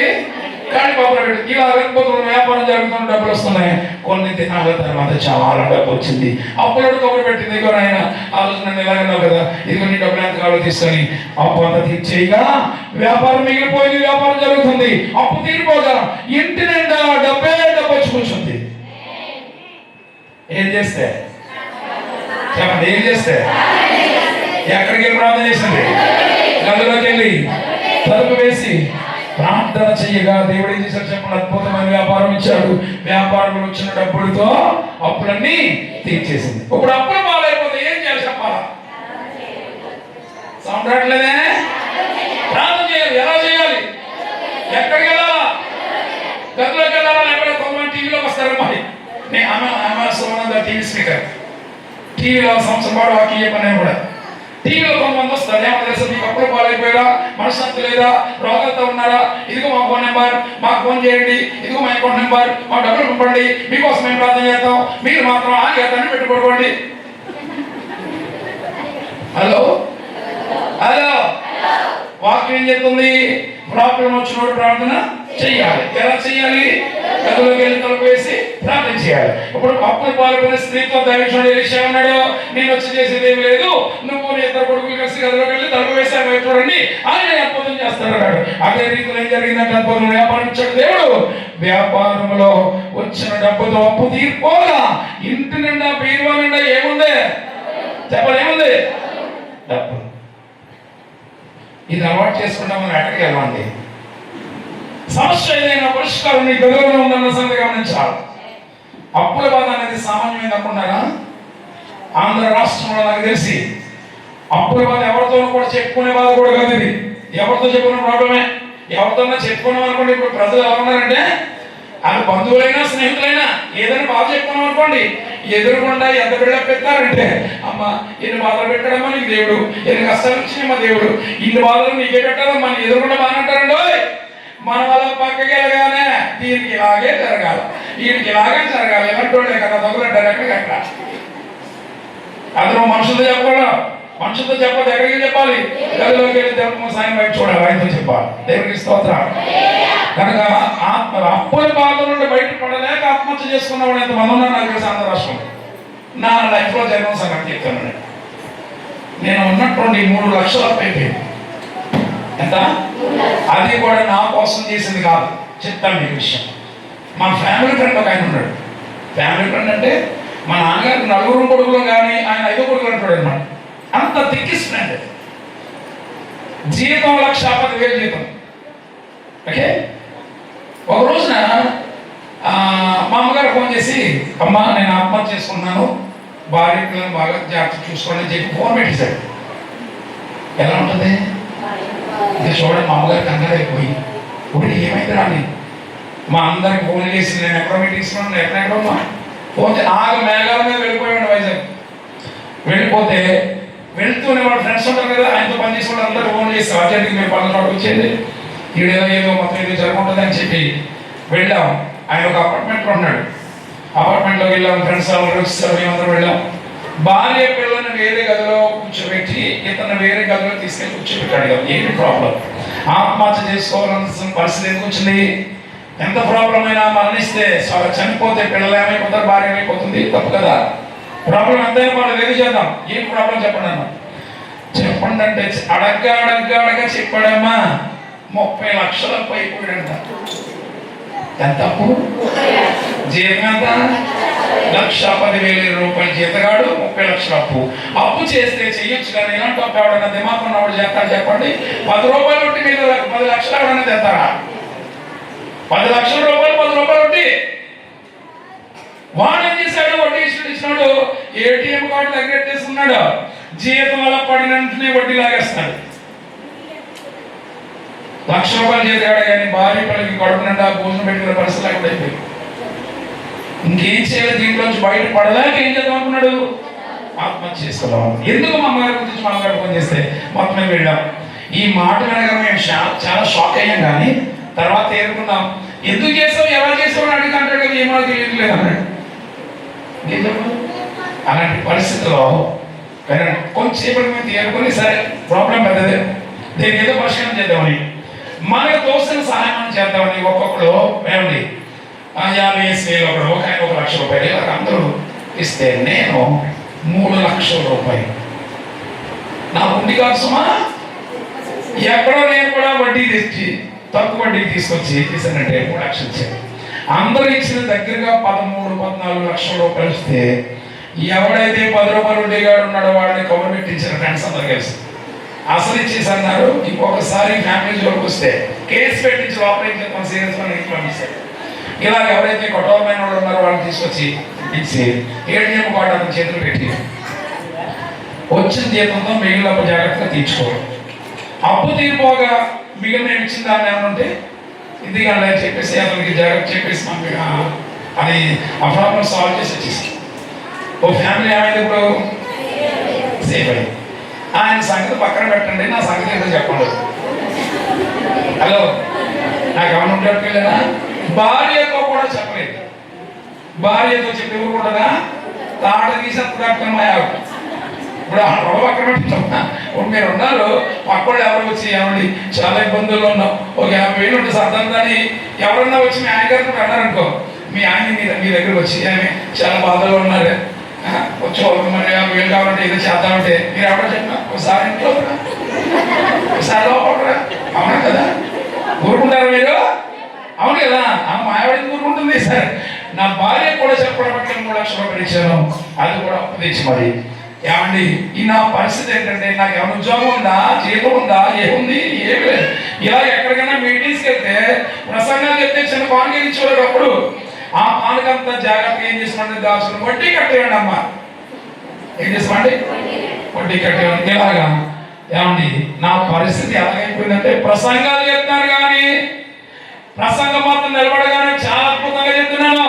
ప్రసంగం కూర్చోగానే ఏం కనపడుతుంది? నాకు 3 లక్షల అప్పు కనబడుతుంది. నమ్మండి మనశ్శాంతి లేకుండా అయిపోయింది నా జీవితం. ఎందుకంటే ఎక్కడికైనా వెళ్తున్నారు, ప్రసంగం చెప్తారు కానీ మనశ్శాంతికి ఎలా తీరాలి, ఎలా తీర్చాలి, ఎవరు తీర్చాలి. రాబడి చూస్తే మాకు ఏమీ పెద్ద ఉద్యోగాలు లేవు, పెద్ద సంఘాలు లేవు, మా నాన్నగారి సంఘాలు వేరు. నేను కేవలం ఒక బైబిల్ కాలేజీ నడిపించేవాడిని. అది కూడా ఆ స్పీకర్లకి వచ్చినటువంటి టీచర్స్కి నేను కొంత డబ్బులు ఇచ్చి ఏదో చేసుకున్నా వచ్చినట్లు. ఇలాగా ఇలాంటి పరిస్థితులు ఎలా ఇరుక్కుపోయాను, ఎలా బయటకు కూడా నేను మనశ్శాంతి లేకుండా అయిపోయాను. నేను ఆత్మహత్య చేసుకోవాల్సిన పరిస్థితి వచ్చింది. ఏం చేయాలి అర్థం కాని పరిస్థితి ఎలా ఉందిగా. ఇదే ప్రసంగం చెప్పి వెళ్ళిపోతున్నానమ్మా ఒక చోట. ఏ ప్రసంగం? అప్పుడు పాలైపోతే గదిలోకి వెళ్తారు, కోసం ప్రార్థన చేయి, దేవుడిని అప్పు తీర్చేస్తాడని ప్రసంగం దయచేసి వెళ్ళిపోతున్నాను. రోజు నా మనసాక్షి అంటుంది, ఒరే సంఘంలోకి వెళ్ళేమో అప్పుడు పాలైపోతే గదిలోకి వెళ్ళి ప్రార్థన చేయడం, ప్రసంగం చేస్తున్నావు, నువ్వేం చేస్తున్నావురా అంటే నేను ఇప్పుడు ప్రార్థన చేయలేదు అప్పు కోసం. అప్పు తీరుకోవడం ప్రార్థన చేయలేదు, కానీ అప్పు తీరుకోవాలంటే గదిలోకి ప్రార్థన చేయడం, సంఘాలకు వెళ్ళి మాత్రం ప్రసంగాలు చెప్తున్నా. నా మనస్సాక్షి అంటదే, నువ్వేం చేస్తున్నావు, అందరూ చెప్తున్నావు. ఒకసారి కాదు, 2 సార్లు కాదు, ఇంటికి వెళ్ళిన తర్వాత కూడా నా మనసు ఇదే కుదురుతుంది. అప్పుడు నా మనోనేత్రం తెరవబడింది. అవును కదా, అందరికీ చెప్తున్నాను చెయ్యాలి కదా అని. ఇంటి దగ్గర ఉంటే ఎవరో వస్తా ఉంటాడు, ఫ్రెండ్స్ ఎక్కువ కదా మనకి. అందుకే భార్య డ్యూటీకి వెళ్ళిపోయిన తర్వాత, పిల్లలు స్కూల్కి వెళ్ళిపోయాక ముందుకి ఏది తాళం వేసేసి వెనకాల ఇంట్లో వచ్చి వెనకాల గడెట్టుకుని అప్పుడు ప్రార్థన చేయడం మొదలెట్టాడు. ఏంటి నాయన నా బ్రతకలు అయిపోయింది, ఇది ఎవరితో చెప్పుకునే బాధ కూడా కాదు, ఈ బాధను ఎలాగ నాయన బయటపడేదని ప్రార్థన చేయడం ప్రారంభించాను. ఎవరి గురించో చెప్పుకోవడం నాయన, నేనే సాక్ష్యం మేము ఎదురుకుండా ప్రార్థించగా నమ్మండి, దేవుడు ఎలా తీరుస్తాడనేది చెప్పడం కోసం చెప్తారు. ఇలా ఉండగా చాలా ప్రార్థన చేసిన దేవుడు నువ్వే పరిష్కారం నాకు దయచేయాలి ఆయన ప్రార్థించగా. అప్పటికి నేను పెద్ద స్వేకరణ కాదు, అవుట్డోర్ వెళ్ళేవాడు కాదు, బైబిల్ కాలేజీలో ఏదో టీచ్ చేసుకున్నాడు తప్ప బయటికి స్వేకర్గా వెళ్ళేవాడు కాదు. ఆ వచ్చిన స్టూడెంట్లు అందరూ ఏమనుకుంటారంటే అందరూ సేవలే. వాళ్ళని అయ్యారు, ఇంత మంచి వాక్యం నేర్పిస్తున్నారు కదా, మీరు ఎక్కడ ఉండిపోకూడదు, సంఘాల్లో కూడా వెళ్ళాలి, బయట కూడా మాట్లాడాలని సేవకులే నన్ను బయట తీసుకొచ్చారు. ఒక రోజు మనం మీటింగ్ వెళ్ళాను, అవుట్డోర్ మీటింగ్ అనమాట. అవుట్డోర్ మీటింగ్ లో మాట్లాడుతుంటే ఆ రోజు నేను వచ్చాను. ఆ రోజు సుమారు 15 మంది సేవకులు వచ్చారు. ఆ రోజు వాక్యమైన సేవకుల్లో సుమారు 5 ఏం చేశారంటే, అయ్యారు ఇదే ప్రసంగం మా ఊళ్ళో కూడా చెప్పాలని డేట్స్ బుక్ చేస్తున్నారు. అలాగండి ఎక్కడికి వెళ్తే అక్కడ ప్రసంగం చేస్తుంటే అక్కడ ఎవరు సేవకులు వచ్చేవారు, వాళ్ళు ఏం చేసేవారంటే డేట్ తీసుకున్నారు. అలాగే ఏమైపోయినట్టు మొత్తం మీద ఇలా స్ప్రెడ్ అయిపోయిన అందరు రాష్ట్రం అంతా. ఈ రోజు శ్రీకాకుళం దగ్గర నుండి గోడి సామ్యుల్ గారు అంటే తెలుసు, అయ్యగారు గోడి సామ్యుల్ గారి సంఘంలో 3 సార్లు నేను స్పీకర్గా వెళ్ళాను. సరే విషయం ఏంటంటే, ఇలా హైదరాబాద్ దగ్గర ఇలా నేను తిరుగుతుంటే ఆ సంవత్సరం ప్రార్థన చేసిన ఆ సంవత్సరం నమ్మండి, జనవరి నెల పక్కన పెడితే ఏమండి, ఫిబ్రవరి నెలలో ఏ ఒక్క రాత్రి కూడా ఖాళీ లేదు. ప్రతిరోజు మహాసభలే, చిన్న సంఘాల్లో కాదు, అవుట్డోర్ మీటింగ్స్ మాట్లాడుతుంటే ఏమండి ఆ ప్రసంగం అయిపోయిన వాళ్ళకి వాటికి అంత వాటిస్తారని కూడా నాకు తెలియదు వాస్తవానికి. అలాగా నెలంతా ఒక్క రాత్రి కూడా ఖాళీ లేకుండా వాక్యం చెప్పడానికి వెళ్ళారు. ప్రతి చోట కూడా కానుక ఇచ్చి ఒక కానుక దాచుకుని లాస్ట్లో నెల చివరిలో లెక్క పెట్టుకుంటే ఎంత వచ్చిందంటే 1,20,000 రూపాయలు వచ్చింది. ఓకే, వస్తే 20,000 రూపాయలు ఖర్చులు పోగా 1,00,000 రూపాయలు అప్పు తెచ్చేసాను. ఆ నెల అయిపోయింది. ఓ డొక్కు గారు కొనుక్కున్నాను అప్పుడు ముందే. ఆ కారు కూడా అమ్మేశాను అనే అప్పు కోసం. సరే, విషయం ఏంటంటే తర్వాత నెల చూడండి, అంతకంటే దేవుడు ఇంకా ఏ రాత్రి కాలేదు, ఇంకా అది కంటిన్యూ అయ్యింది. ఆ 3 నెలలు కూడా ఒక్క రాత్రి ఇంటి దగ్గర లేను, వెళ్ళడం వాక్యం చెప్పడం, దేవుడైతే కానిచ్చేవారు. 2 నెలలు కూడా నేను ఇప్పుడు చెప్పిన దానికంటే దేవుడు ఎక్కువ ఇచ్చాడు. 2వ అప్పు కూడా ఎగిరిపోయింది, 2 లక్షలు. ఇక 3వ నెలలు చెప్పాలి, నేను చెప్పలేనమాట, చాలా ఉన్నతంగా దేవుడు ఇచ్చాడు. 3 నెలల్లో 3 లక్షల అప్పు ఏమైపోయింది చెప్పండి, పటాపంచలు అయిపోయింది. దేవుడు తీసుకోవాలి. ఇప్పుడు వినండి, ఎవరితో చెప్పుకున్నాను? ఎవరితో చెప్పుకున్నామా? ఎవరితో చెప్పలేదు, దేవుడితో చెప్పాము. దేవుడు ఎటు నుండి మనకు సహాయం చేస్తాడో మనకు తెలియదు. భక్తుడు అంటాడు, కొండల తట్టు నా కనులెత్తమైన పని, నాకు సహాయం ఎక్కడ చూస్తుంది? యెహోవా వాడు నాకు సహాయం కలుగుతుంది అన్నట్లుగా దేవుడు అద్భుతమైన రీతిలో ఏమండి ఉన్న కారు కూడా అమ్మేసిన తర్వాత దేవుడికి మంచి మనశ్శాంతి ఇచ్చాడు. తర్వాత దేవుడు నన్ను ఆశీర్వదించిన విధానం చూస్తే ఇక్కడ ఆశ్చర్యపోతాడు. ఎందుకు పనికిరాని వాడిగా కాకినాడ రోడ్డు మీద రిక్షా తొక్కుతూ బ్రతికేవాడు అమ్మాయి. కాకినాడ రోడ్డు మీద రిక్షా తొక్కేవాడు నేను. అన్నీ ఉండి రిక్షా తొక్కింది భోజనలే కాదు, సుమారు అంత పెద్ద సంఘం అని అడిగే సంఘం, 2-3 ప్రసంగాలు ఉన్నాయి. అలాంటి సేవకుడు కొడుకులు పుట్టాను నేను. చిన్నప్పుడు పోలియో వచ్చి చనిపోతే సేవ చేయించుకుంటాం అంటే దేవుడు బతికించుకుంటే నేను ఏమన్నా అడుక్కున్న తింటాను కానీ సేవ మాత్రం చేయని చెప్పి ఇంట్లో పోపించి గొడవ పెట్టి ఇంట్లో పారిపోయి ఏ పని దొరక రోడ్డు మీద రిక్షా తొక్కుతూ బతుకుతున్నాడు. దేవుడు తీసుకొచ్చి ఈ రోజు ఆయన సేవలు నన్ను వాడుకుంటున్నాడు. ఎందుకంటే ఈ మాటలు చెప్తున్నా, ఇలా ఎప్పుడైతే జరిగిందో దేవునికి మనం ఎప్పుడైతే మనల్ని మనం దేవుడికి సరెండర్ చేసుకుంటామో, దేవుడికి సరెండర్ అయిపోతే దేవుడు మన పనిని దేవుడు చూస్తాడని చెప్పడానికి దేవుడు అద్భుతమైన రీతిలో ఏం చేశాడు చెప్పండి, 3 లక్షల అప్పు తీర్చేశాడు. ఇప్పుడు నా భార్య ఇక్కడ గవర్నమెంట్ హాస్పిటల్లో పనిచేస్తుంది. ఆమె మెడికల్ డిపార్ట్మెంట్లో పనిచేసి సుమారు 1,50,000 రూపాయలు జీతం. నా కొడుకులు 2 కొడుకులు, నాకు 2 కొడుకులు, ఒక భార్య. ఓకే, ఇదేకండి ఏమన్నా ఒకే భార్య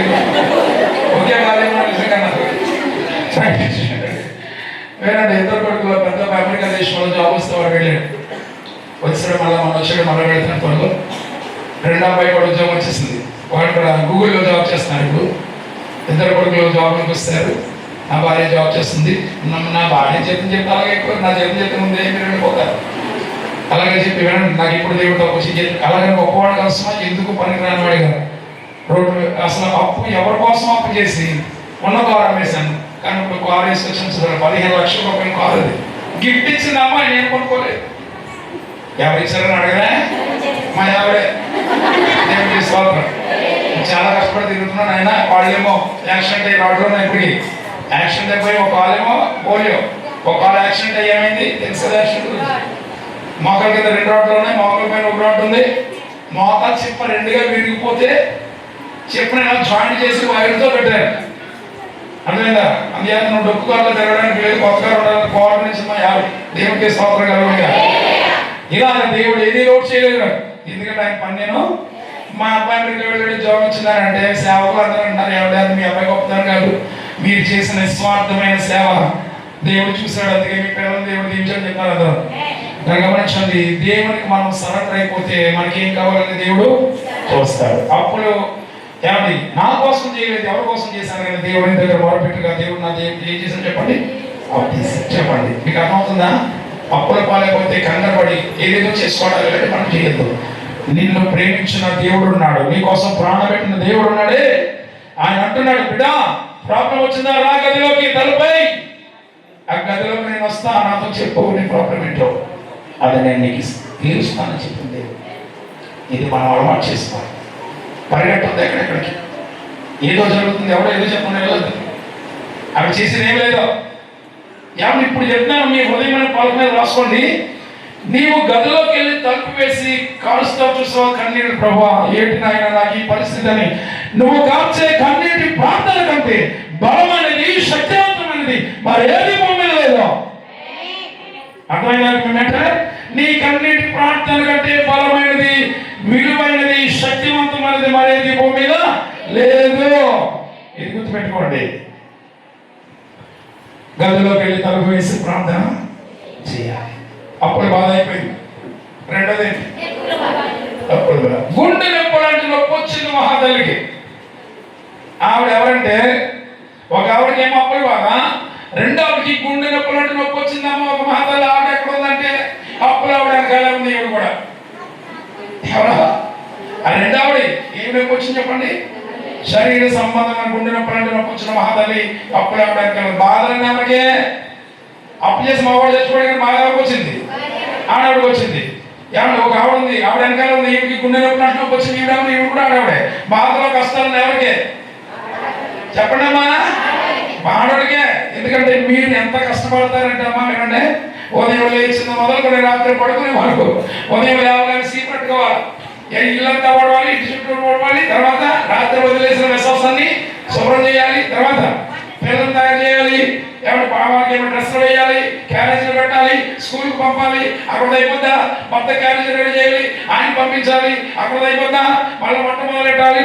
అక్కడ అయిపోతుందా మళ్ళీ మధ్యాహ్నం పేద మోటేసి కూర్చుంటారమ్మా. ఏంటది బట్ట దాన్ని శుభ్రం చేయాలి. మళ్ళీ సాయంత్రం 4 గంటలకు మళ్ళీ సీట్ పెట్టుకోవాలి, శుభ్రం చేయాలి. మళ్ళీ రాత్రి వంట చేయాలి. భర్త వచ్చిన దాన్ని బాగోగులు చూసుకోవాలి. మీకు వందనాలు తెలియదు ఎంత కష్టపడతారంటే ఉదయం లేచి మొదలు రాత్రి పడుకునే వరకు మీ కష్టం వర్ణనాతీతం. ఈ ఆడవాళ్ళందరికీ మొగలు సపోర్టులే అసలు ఇష్టం లేనట్టున్నారు. ఎందుకంటే మీరు అంత కష్టజీవి. అమ్మ పొగిడినా పట్టలేదు ఈ మాయగా మాట. దేవుడికి స్తోత్రం. అదే ఆడవాళ్ళు చాలా కష్టజీవులు. ఇలాగని చెప్తాను. మా మగడు చాలా సీరియస్గా పోతున్నారు. చెప్పడం నిజే కదా అన్నట్టు. విషయం ఏంటంటే వినండి, ఆడవాళ్ళ కష్టం పైకి కనపడుతుంది, మగోడు కష్టం కనపడదు, అంతే తేడా. అలాగని మీరు లేకుండా మేమేమి లేమమ్మాయి. మొత్తం సకల సృష్టికి మూలం అంతా మీరే. మీరు ఎంత గొప్పలో చెప్పండినా. ఆదాము గారు ఉన్నాడు కదా బైబిల్లో. ఆదాము సైతాన్ గారి దగ్గర మోసపోలేదు, కానీ మహాతల్లి ఎవరు అడుగుతుంది కదా, అది మీ పవర్. అర్థమైందా? వీళ్ళు అనుకుంటున్నారు వీడు తిడుతున్నాడు, అవ్వబడుతున్నాడు. స్త్రీలు చాలా కష్టజీవులు, విలువైన వారు. దేవుడు కూడా స్త్రీల పక్షపాతి. తెలుసా ఇది? దేవుడు కూడా స్త్రీల పక్షపాతి అని చెప్పడానికి దేవునికి చాలా పేరు ఉన్న పర్యాయ పదాల్లో పదం భగవంతుడు అంటారు కదా. చెప్పండి, భగవంతుడు అంటే అర్థం అబ్బా ఏం చెప్పాను బాబా. భగవంతుడు ఇప్పుడు బలవంతుడు అంటే అర్థం చెప్పండి.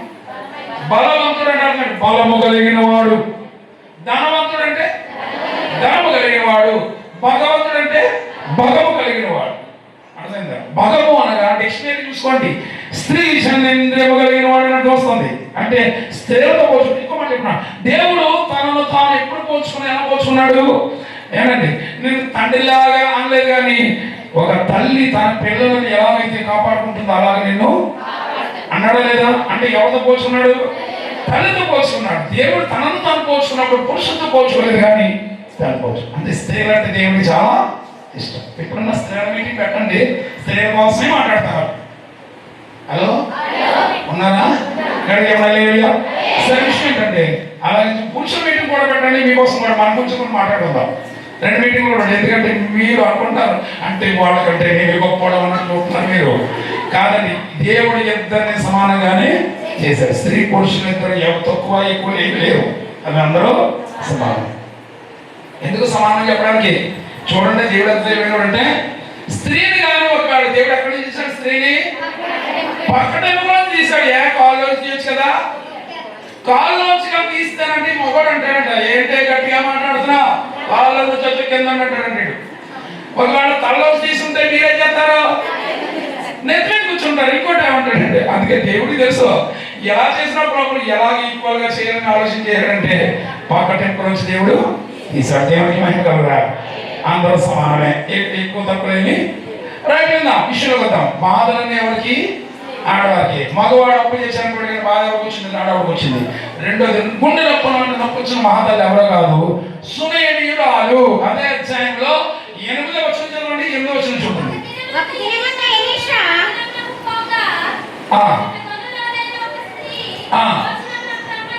చాలు చాలు ఇక వినండి. ఇంక మీరు చదవక్కర్లేదు, ఎందుకంటే సునేమీరాలు అనగానే క్రైస్తవ సమాజంలో ఎవరికైనా ఈజీగా అయిపోతుంది, చదివే పని లేదు.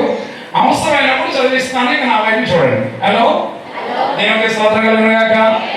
మధ్య ఆకాశం దాటి మూడో ఆకాశం దగ్గరలో పరదేశంలో వెళ్ళిపోవడానికి కొంతమంది సిద్ధంగా రెడీగా ఉన్నారు. కొంతమంది దగ్గర ఒకసారి వెనకండి నా మామీ కొంతమంది. ఓకే, ఇప్పుడు వెళ్ళకూడదు. సరే, విషయంలో వెళ్దాం. ఈమె ఎవరంటే సునేమీరాలు. సునేమీరాలు యొక్క స్టోరీ చెప్తాను రండి. ఈమె జమీందారు అంటే తెలుసా అండి? జమీందారు అని ఏమనంటారు? డబ్బు ఉన్నవాడు కాదు, ల్యాండ్స్ ఉన్నవాడు. ల్యాండ్ లార్డ్ అంటే జమీందారు అంటారు. ఏంటంటే ఎక్కువ భూములు ఎవరికైతే ఉంటే వాళ్ళే ఉంటారు. అలాంటి జమీందారు భార్య, ఒక విధంగా చెప్పడం రైతు. తన భర్త ఎవరు చెప్పండి? రైతు. ఆ ఊళ్ళోనే వీళ్ళకి మించిన వాళ్ళు ఎవరు లేరు. చాలా ఉన్నత పరిస్థితులు ఉన్నారు, ఆస్తి ఉన్నాయి, పొలం ఉంది, అన్నీ ఉన్నాయి. కానీ ఊళ్ళో ఏం చెప్పుకుంటున్నారంటే కోసం ఎంత డబ్బు ఉంటే ఎందుకు, ఎంత ఆస్తి ఐశ్వర్యాలు ఉంటే ఎందుకు, ఎంత అందం ఉంటే ఎందుకు, ఎవరు లేరు, ఎవరు లేరు, పిల్లలు లేరనేది ఎందుకు చూసారా? ఇది ఎంత మనిషిని బాధిస్తుందంటే, పిల్లలు పుట్టకపోతే సమాజం ఒక మాట ఉంటుందండి. యాక్చువల్గా మాట అనడానికి కూడా నాకు ఇష్టపడదు. చాలా ఘోరంగా నిందవేస్తారు. శుభకార్యానికి పిలుస్తారా, ఎదురొస్తే ఏమంటారు? శుభకార్యానికి రాకూడదు, ఇలాంటి చాలా సెక్షన్ పెడతా ఉంటారు వాళ్ళు. అలాంటి ఎంత ఉన్నతమైన స్థితిలో ఉండి కూడా సమాజం చేత చాలా నానా రకాల మాటలు పలికించుకుంటుంది. నేను అనుకుంటా ఎన్నో హాస్పిటల్ తిరిగింది, డాక్టర్స్ దగ్గరికి వెళ్ళింది. డాక్టర్ చెప్పారంటే చివరిగా ఏమంటమ్మా, ఇంకా నీకు పిల్లలు పుట్టే యోగము లేదని సరే ఆమె చెప్తాను. బయట చదివిస్తాను మీకు. పిల్లలు పుట్టే యోగం లేదని చెప్పేశారు. ఇంకెలా బతుకుతుందేనే? మొండికేసి బతుకుతుంది అంటారు చూసారా? మొండి దగ్గర బతుకుతుంది అన్నట్ట. అలా మొండికేసి బతుకుతుంది.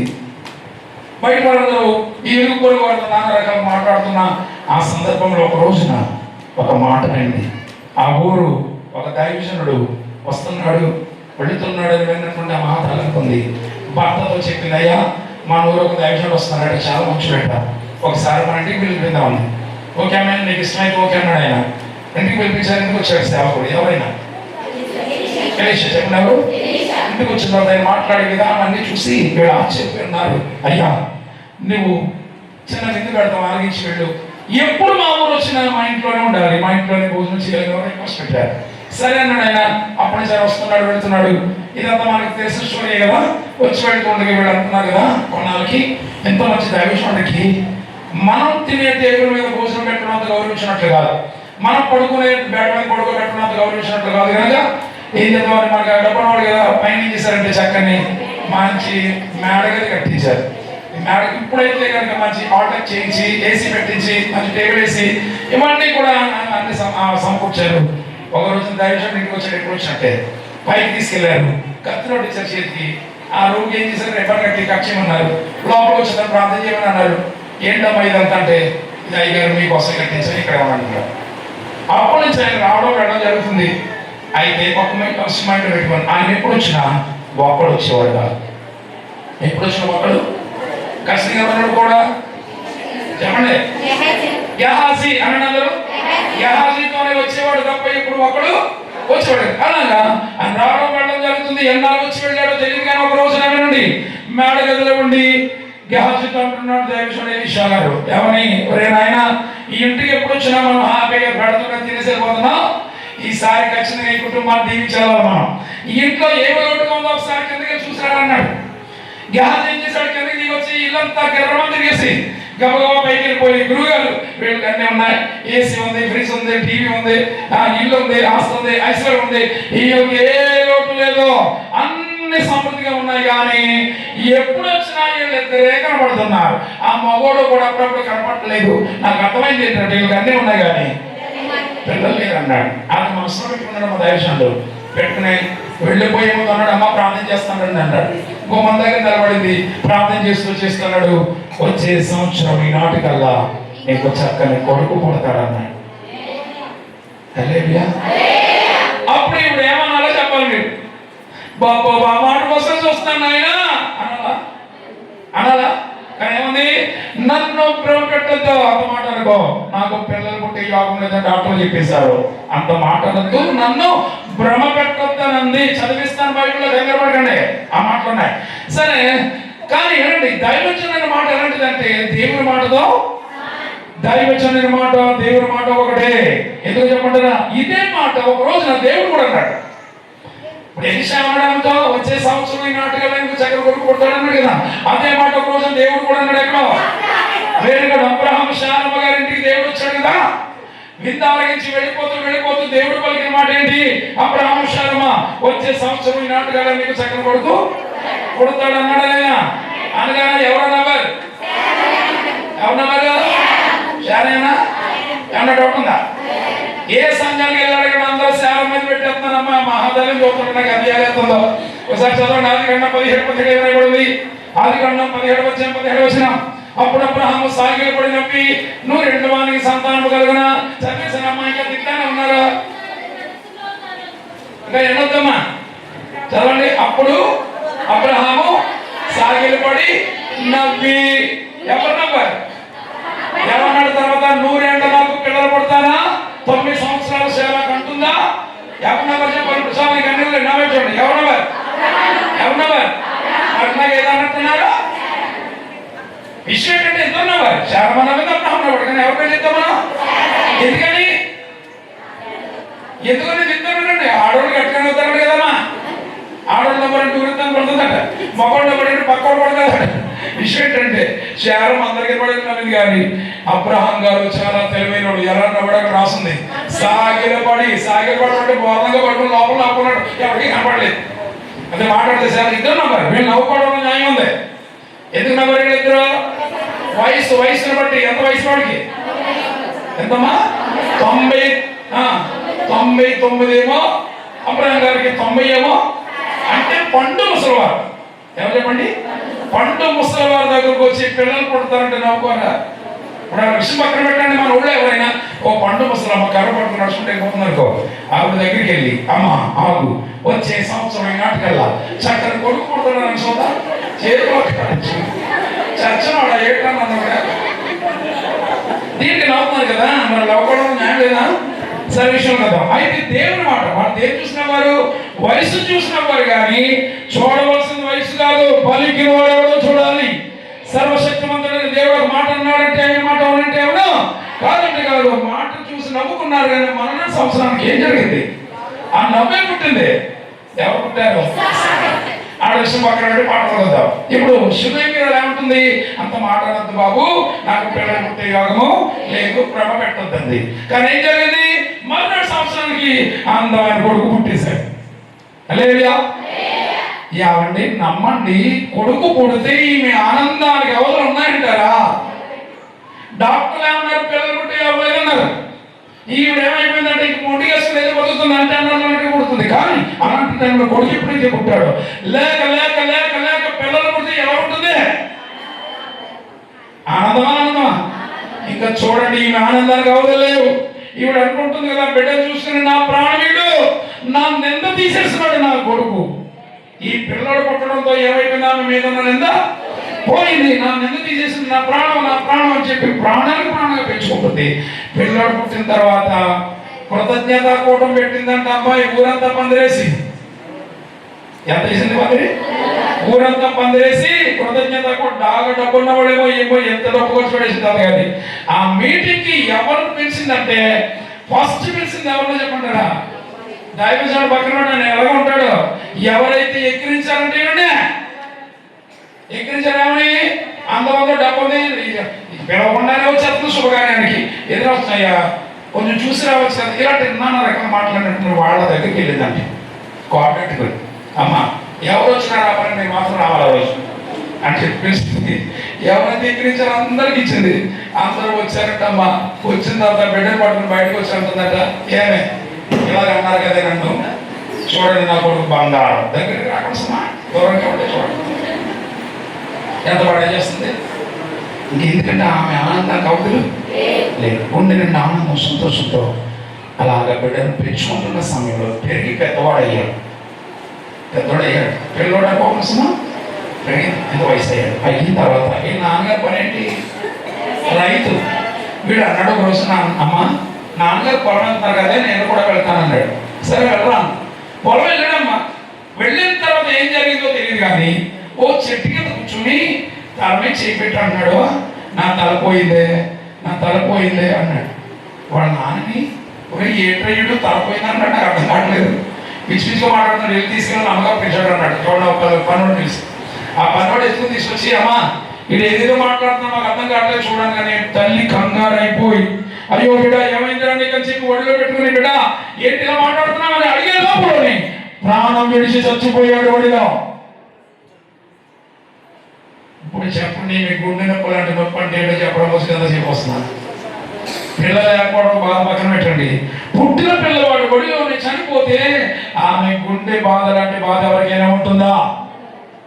ఎందుకంటే బాధ ఏదైనా మనం వర్ణించగలమా? తల్లి యొక్క కడుపు కోత ఎలా ఉంటుందో చెప్తానండి. ఒక తల్లికి 10 మంది పిల్లలు ఉన్నారనుకోండి, ఒక పిల్లడు యాక్సిడెంట్ లో చచ్చిపోయాడని వార్త వచ్చిందనుకో, తమ్ముడు ఉన్నారు కదా పోతే పోయాడు అనుకుంటుందా? నా రండి 10 మందిలో అందరు ఎవరి 10 మంది తనకి ఎలా ఉంటుందంటే సమానంగానే ఉంటుంది. అలాంటిది అసలు పిల్లలే పుట్టినప్పుడు పుట్టిన కొడుకు ఏకైక కొడుకు నెల తీసేసిన చనిపోతే ఎలా ఉంటుందా బాధ? ఆ బాధకు వర్ణనాతీతం, వర్ణించలేని బాధతో ఆమె ఒక్కసారిగా ఒక విధంగా చెప్పాలంటే ఆమె కూడా గుండె నొప్పి చనిపోలేదు. కానీ గుండె నొప్పి చేసుకుని ఏం చేసిందంటే బిడ్డనింట్లో పడుకోబెట్టి పరిగెడుతుంది ఎక్కడికి, ఎవరైతే ప్రార్థన చేస్తారో ఆయన్ని అడుగుతా వెళ్ళి పరిగెట్టుకుని వచ్చింది. ఈ నీళ్ళు ఎక్కడ ఉంది? ప్రవక్త గారి కొండ మీద ఉంది, కరిమేల పర్వతం మీద ఉంది. పరుగుని రావడం కొండ మీద ఉండి ఏదో పని చేసుకుంటే ఎలా చూశాడు.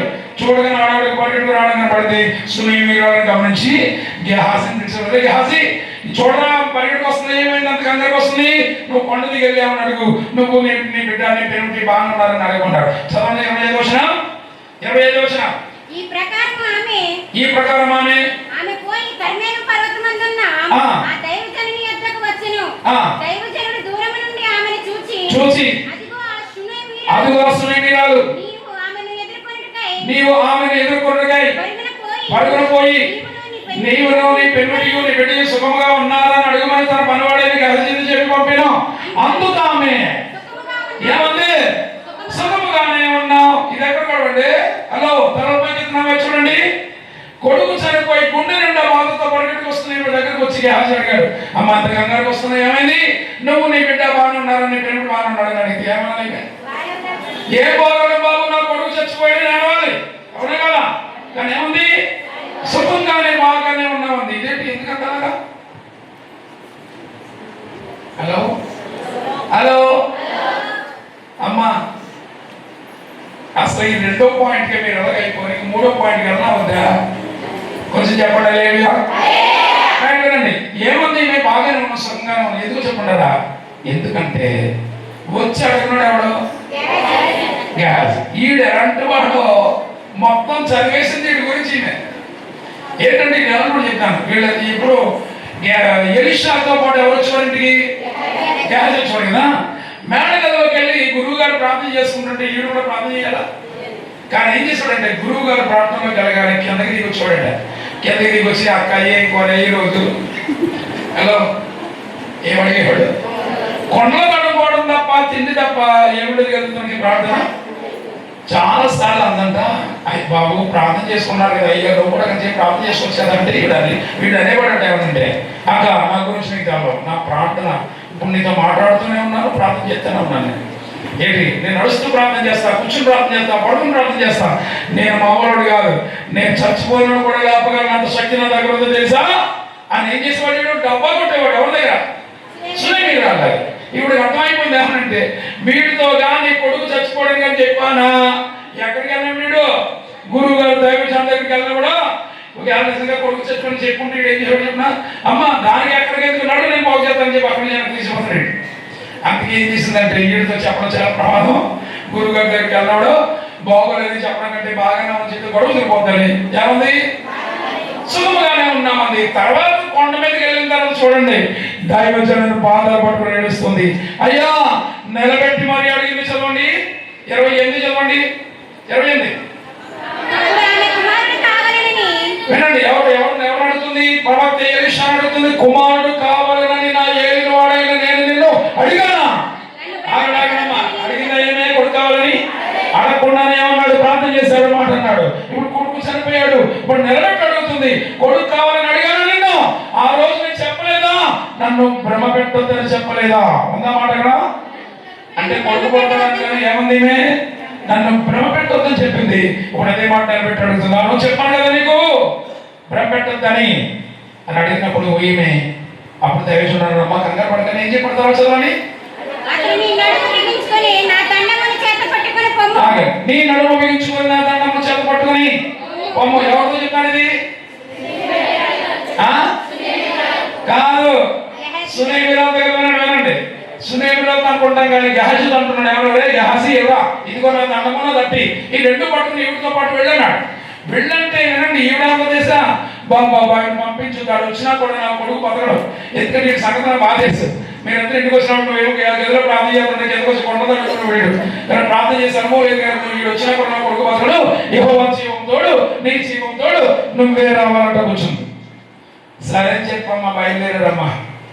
ఎవరెవరు బయలుదేరారు కొండ మీద నుంచి చెప్పండి. ఎలీషా, సునేమిరాలు, ముగ్గురు కలిసి కొండ మీద నుండి బయలుదేరారు. ఎవరింటికి? బయలుదేరి వెళుతున్నప్పుడు ఈ తొంటాడు వీళ్ళతో నడవాలి కదా, నడాలా? ఏం చేశాడు చెప్పిన? దండము తట్టి పట్టుకుని పొరుగబోడు ఎక్కడికి వెళ్ళిపోయాడు? సునేమిరాలకి వెళ్ళిపోయాడు. వెళ్ళిపోయా చచ్చిపోయిన పిల్లల మీద చాలా చిమ్మిక్కులు చేశాడమ్మా. కానీ ఏ పని? మళ్ళీ వెనక్కి తిరిగి వచ్చేసాడు. వీడు నడిచి వస్తుంటే ఎదురుకుండా వెళ్ళి అన్నాడు, గురువు గారు నేను వెళ్ళానండి, ప్రార్థన చేశాను, దండం పెట్టి ఇన్ని చేశాను కానీ ఏ పని జరగలేదని చెప్పినప్పుడు ఈవిడ పక్కన జరుగుతుందంట. ఒరే నాకు ముందే తెలిసినా, నువ్వు వచ్చినప్పుడు పని జరగదా, నాకు ముందే తెలిసిన మాసంలో ఉందంట. అలా బయలుదేరి ఏం చేశారంటే సునేమిరాలకి వచ్చారు. ఎవరు వచ్చారు? సునేమిరాలకి వచ్చారు. వచ్చిన తర్వాత ఏం జరిగిందంటే వినండి, 33 వచ్చింది చదవండి. తానే లోపలికి పోయి అంటే అర్థం ఎవరో? తానే అంటే ఎవరు?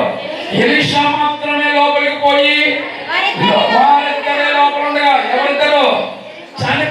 చనిపోయిన బిడ్డ ఎలీషా మాత్రమే లోపల ఉండగా తలుపు వేసి యెహోవాకు ప్రార్థించగా, దేవునికి మహిమ కలుగును గాక. ఏమేసి మాట్లాడుతుందా? మీకు నిలబడగానే ఈ పాట స్టార్ట్ చేస్తాం. మనం ప్రాబ్లం వస్తే ఏం చేయాలి? ప్రార్థన చేయాలి. ఎలా చేయాలి? గదిలోకి వెళ్ళి తలుపు వేసి ప్రార్థన చేయాలి. అప్పుడు వాళ్ళ పరిస్థితి ఏం చెప్పాడు ప్రవక్త? గదిలోకి వెళ్ళి తలుపేసి దాని వైపు చూడమన్నాడు. ఇప్పుడు కొడుకు చచ్చిపోయి గుండె నిండా బాధతో ఉన్నటువంటి ఇంటికి వచ్చి దైవజనుడు ఎలీషా ఏం చేశాడు? గదిలోకి వెళ్ళి ఏం చేశాడు? ఆయన మాత్రమే లోపలికి వెళ్ళి తలుపేశాడంటే ఇద్దరిని బయట పెట్టేశాడు. ఎవరిద్దరిని? సునేమిరాన్ని బయట పెట్టాడు. గెహాజీని కూడా. ఏమంటే గెహాజీని ఎందుకు పెట్టాడు బయట? యాక్చువల్లీ గురువు గారు ఏం పని చేసినా పక్కన ఎవరు ఉండాలి? శిష్యుడు ఉండాలి. కానీ రూల్కి విరుద్ధంగా ఎక్కడ పెట్టాడు శిష్యుడిని? ఎందుకు పెట్టాడు చెప్పంటారా? వీడి గురించి ఈయన కూడా బాగా తెలుసు. లోపలికి ప్రార్థన చేస్తుంటే ఎవరు ప్రార్థన అవ్వకముందే మధ్యలో ఏమంటాడు? గురువు గారు ఇంకా కాలు మీద లేదండి, గురువు గారు ఇంకా చెయ్యి మీద లేదంటాడు. అది ఏం చేసి వీడు లోపలికి వచ్చేకంటే బయట పెట్టాడు. ఎందుకంటే వీడు వాడు ఎందుకన్నా గెహాజీ జీవితం ఎలా ముగించబడిందో చెప్పుకుంటారా? చాలా దుర్భరమైనటువంటి బ్రతికాడు. దుర్భరమైన చావు చచ్చాడు. హలో ఉన్నారా? వినండి. అయితే ఇప్పుడు చదవండి. తానే లోపలికి పోయి వారిద్దరే లోపల ఉండగా యెహోవాకు ఆవిడ లోపలికి వెళ్ళి దైవజనుడు ప్రార్థన చేస్తుంటే బయట కూర్చుని ఏడుస్తుంది. మహాతల్లి, అయ్యో బిడ్డ ఏమైందిరా నీకు ఏడుస్తూ ఉండగా కొంత సమయానికి వినండి మాట, కొంత సమయానికి గదిలో నుండి ఏమి వినబడుతున్నాయి? తుమ్ములు. ఎవరు తుమ్ముతున్నారు? చచ్చిపోయిన కొడుకు యొక్క తుమ్మ వినబడుతున్నాయి. తుమ్ముతున్నాడంటే ఏంటి అర్థం? చచ్చిపోయిన ఏమయ్యాడు? ఎప్పుడైతే కుమారుడు స్వరం విన్నదో ఈమె ఆనందానికి అవధులు ఉంటాయా? చెప్పండి. ఆమె గుండె నొప్పి లాంటి నొప్పి ఏమైపోయి ఉంటుంది? పటాపంచులు అయిపోయి ఉంటుంది. దైవజనుడు బయటకు వచ్చాను, ఆమె లోపలికి చూసుకుని బిడ్డను అన్నాడు. ఆ బిడ్డను చూసుకుని ఆమె గుండె యొక్క ఆనందం, ఎంత బాధతో ఉన్న ఆనందం, ఎంత బాధతో ఉన్నటువంటి ఆ బాధ అంతా ఏమైపోయింది? బిడ్డ బతకడంతో పటాపంచులేదు. ఆమె ఆనందానికి అవధులు ఉంటాయా? ఎంత సంతోషంగా, ఎంత ఆనందంతో ఆ హృదయం నింపబడిందో చూడండి. ఈ సంతోషము నీకు కావలినా, ఈ సంతోషము నీకు కావలినా, ఈ సంతోషము నీకు కావలినా, నేడే యేసు వద్దకు రమ్మో, నేడే యేసు వద్దకు రమ్మో. సంతోషమే సమాధానమే, సంతోషమే సమాధానమే, సంతోషమే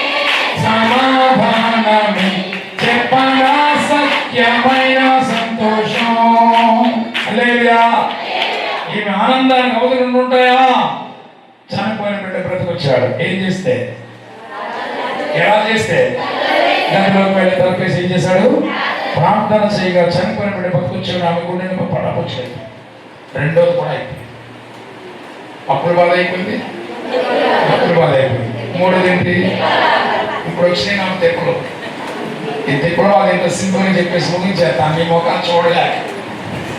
ఓకే, హలో, కొంచెం అవుతున్నామా? హలో, స్తోత్రం. తిప్పలు పడుచున్నటువంటి వారు ఎంతో మంది ఉన్నారు బైబిల్లో. ఆదికాండం దగ్గర నుండి ప్రకటన గ్రంథం వరకు ప్రతి భక్తుడు తిప్పలు పడినటువంటి వారే. యేసుక్రీస్తు నమ్ముకున్న వారు సుఖపడినట్లుగా, సుఖాలు అనుభవించినట్లుగా బైబిల్ ఆదిమ సంఘం చూసుకోండి. ఆదిమ సంఘ చరిత్రలో వెళ్తే శిష్యులందరూ ఏమైనా మేడలు బిల్డింగ్లు కట్టు హ్యాపీగా ఉన్నారా? ఆదిమ సంఘం పడ్డ కష్టాలు సామాన్యమైన కష్టాలు పడేవాళ్ళు.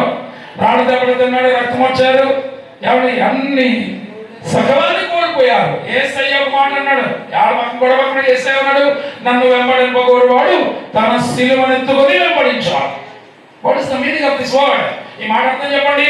సిలువనెత్తుకొని వెంబడించాలని నన్ను వెంబడించేవాడు అంటే అర్థం ఏంటంటే, సిలువ శ్రమలకు సాదృశ్యం, చచ్చిపోవడానికైనా సిద్ధపడి రండ్రా నా మనగా వచ్చేవాడు అన్నాడు ఆయన. కనుక రండి, బోధన రివర్స్. నా దగ్గరికి వస్తే ఏం జరుగుతుంది? అది జరుగుతుంది, ఇది జరుగుతుంది. ఈ బోధన తప్ప వేసుకోవడం బాధ ఏంటంటే, నన్ను వెంబడిపోకూడదు వాడు తన సిలువనెత్తుకొని వెంబడిపోవాలి. సరే, బైబిల్లో ఆదికాండం దగ్గర ప్రకటన వరకు భక్తులందరూ శ్రమలు పడ్డారు, తెప్పలు పడినప్పుడు ఎంతో ఉన్నారు. బట్ ఈ రోజు నేను చెప్పబోయే వ్యక్తి వెరీ స్పెషల్. చాలా ప్రత్యేకమైన వ్యక్తి గురించి చెప్తాను. ఈ మూడో విషయం గురించి త్వరగా ముగించేస్తుందాం, త్వరగా వచ్చేస్తాం. మూడో వ్యక్తి ఎవరు కాదు, యేసుక్రీస్తు శిష్యులు మంది చెప్పండమ్మా. 12 మందిలో ఇన్నర్ సర్కిల్ డిసైపుల్స్ అని కూడా ఉంటారు. అంటే యేసుక్రీస్తు వారి దగ్గరికి అతి సమీపంగా ఉండే శిష్యులు కూడా ఉంటారు. ఎవరు?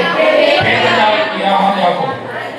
మళ్ళా ఈ ముగ్గురులో కూడా ఇంకా దగ్గరగా గుండెల మీద, యేసుప్రభు గుండెల మీద పడుకుని యేసుప్రభు యొక్క గుండె శబ్దాలు చెప్తూ వినేవాడట ఆయన విషయం పక్కన పెడతాం.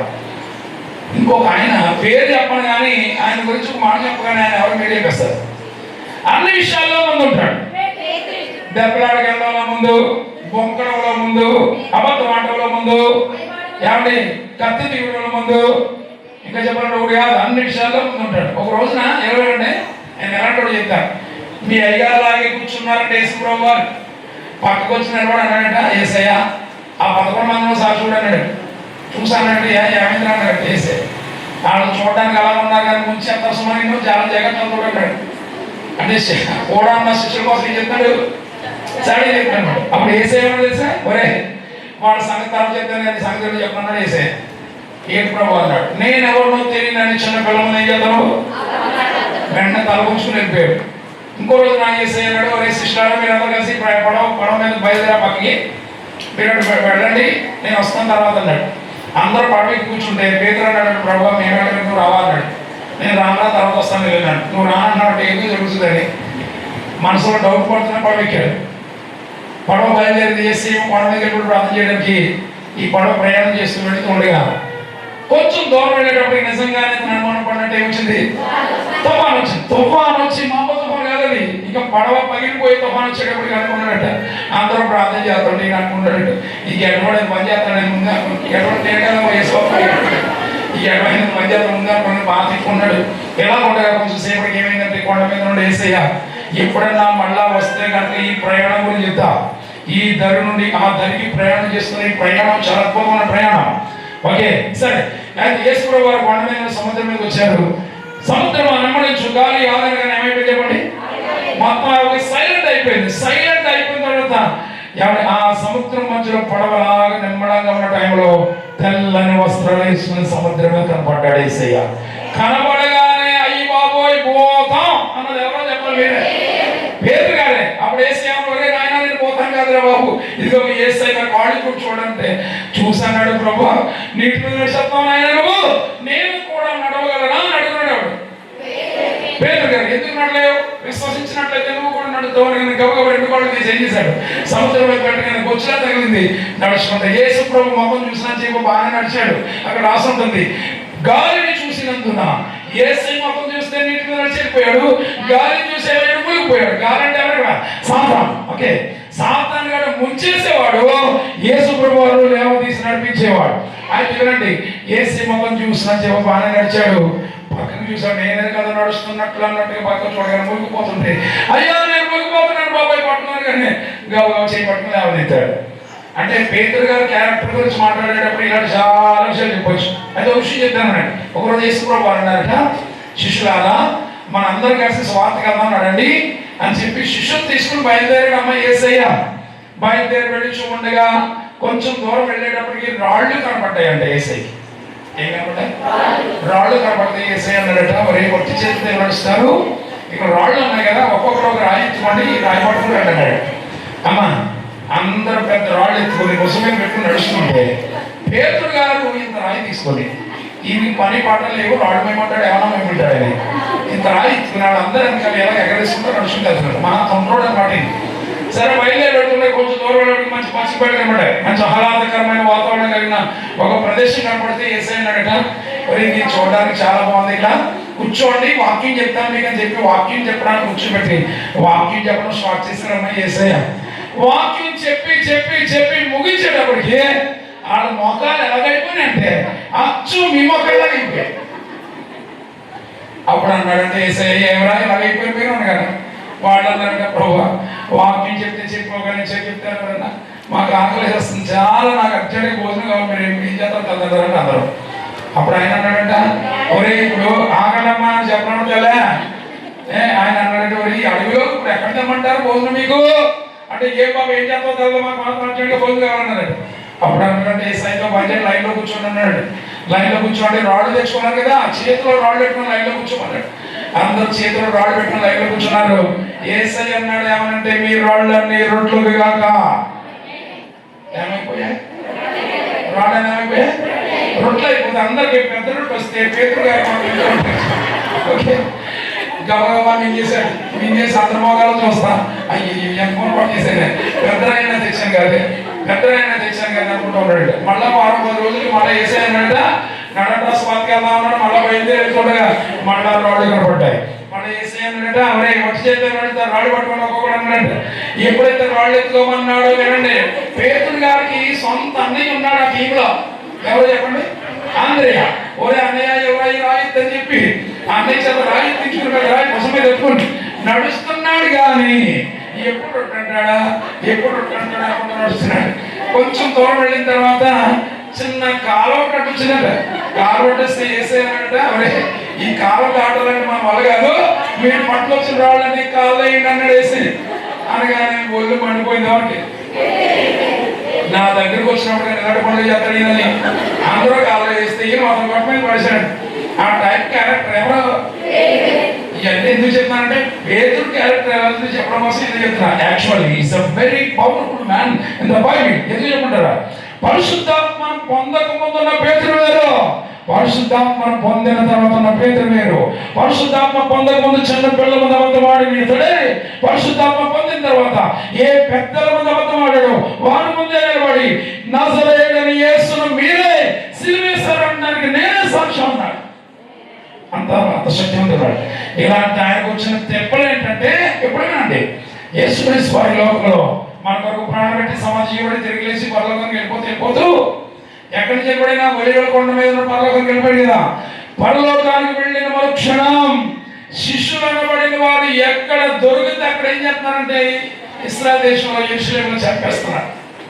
ఎవరు చంపేస్తున్నారమ్మా? యేసుక్రీస్తు శిష్యుల్ని దొరికిన వాళ్ళని దొరికినట్టు చంపేస్తున్నారు. ఇప్పుడు క్వశ్చన్ అడుగుతాను, సమాధానం చెప్పాలి. నేను అడగనా వద్దా?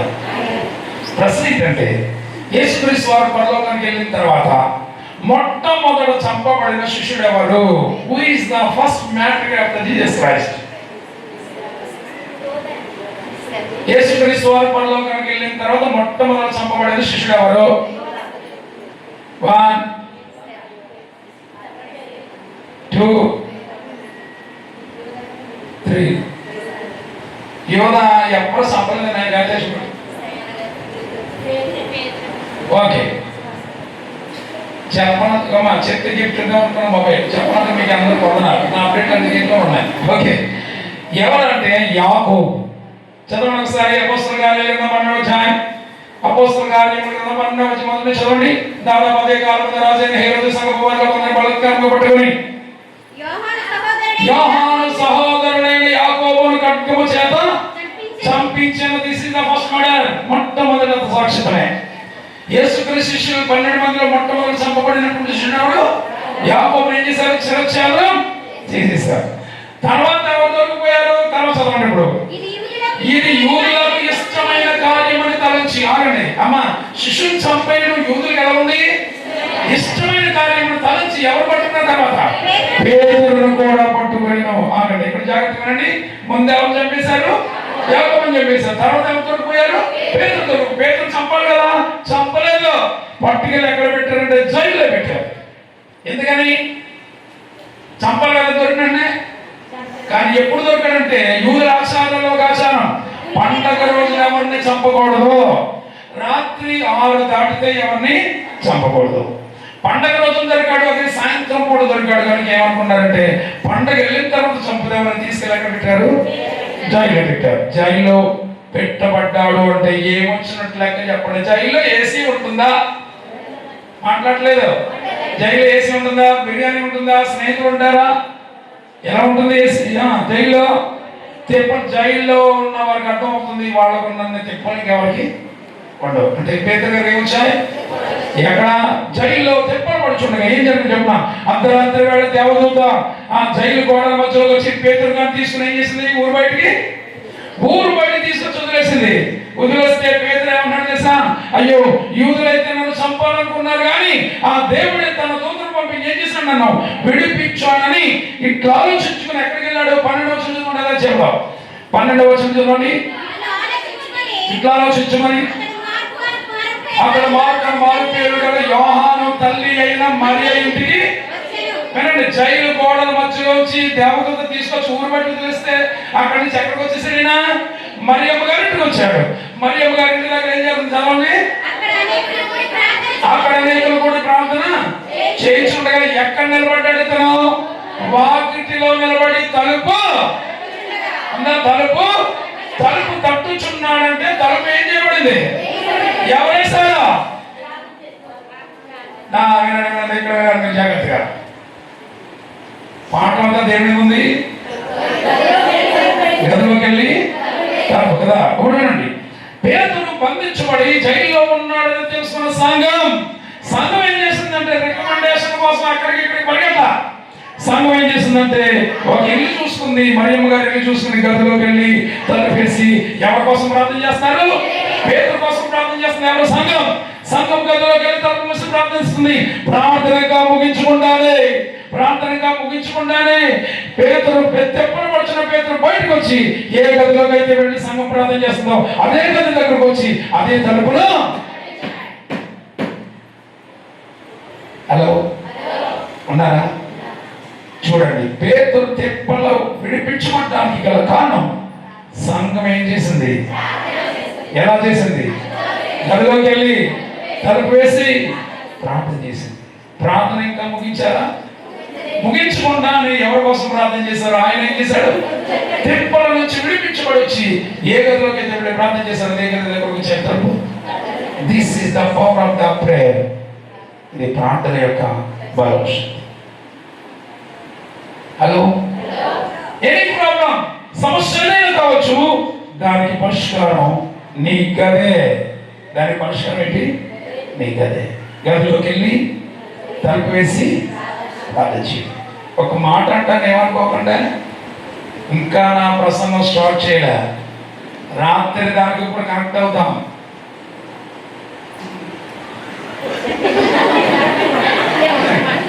ఇంకొక మాట మాట్లాడావా అసలు ఇక్కడి నుంచి ఎలాగే వెళ్తామని చూద్దాం.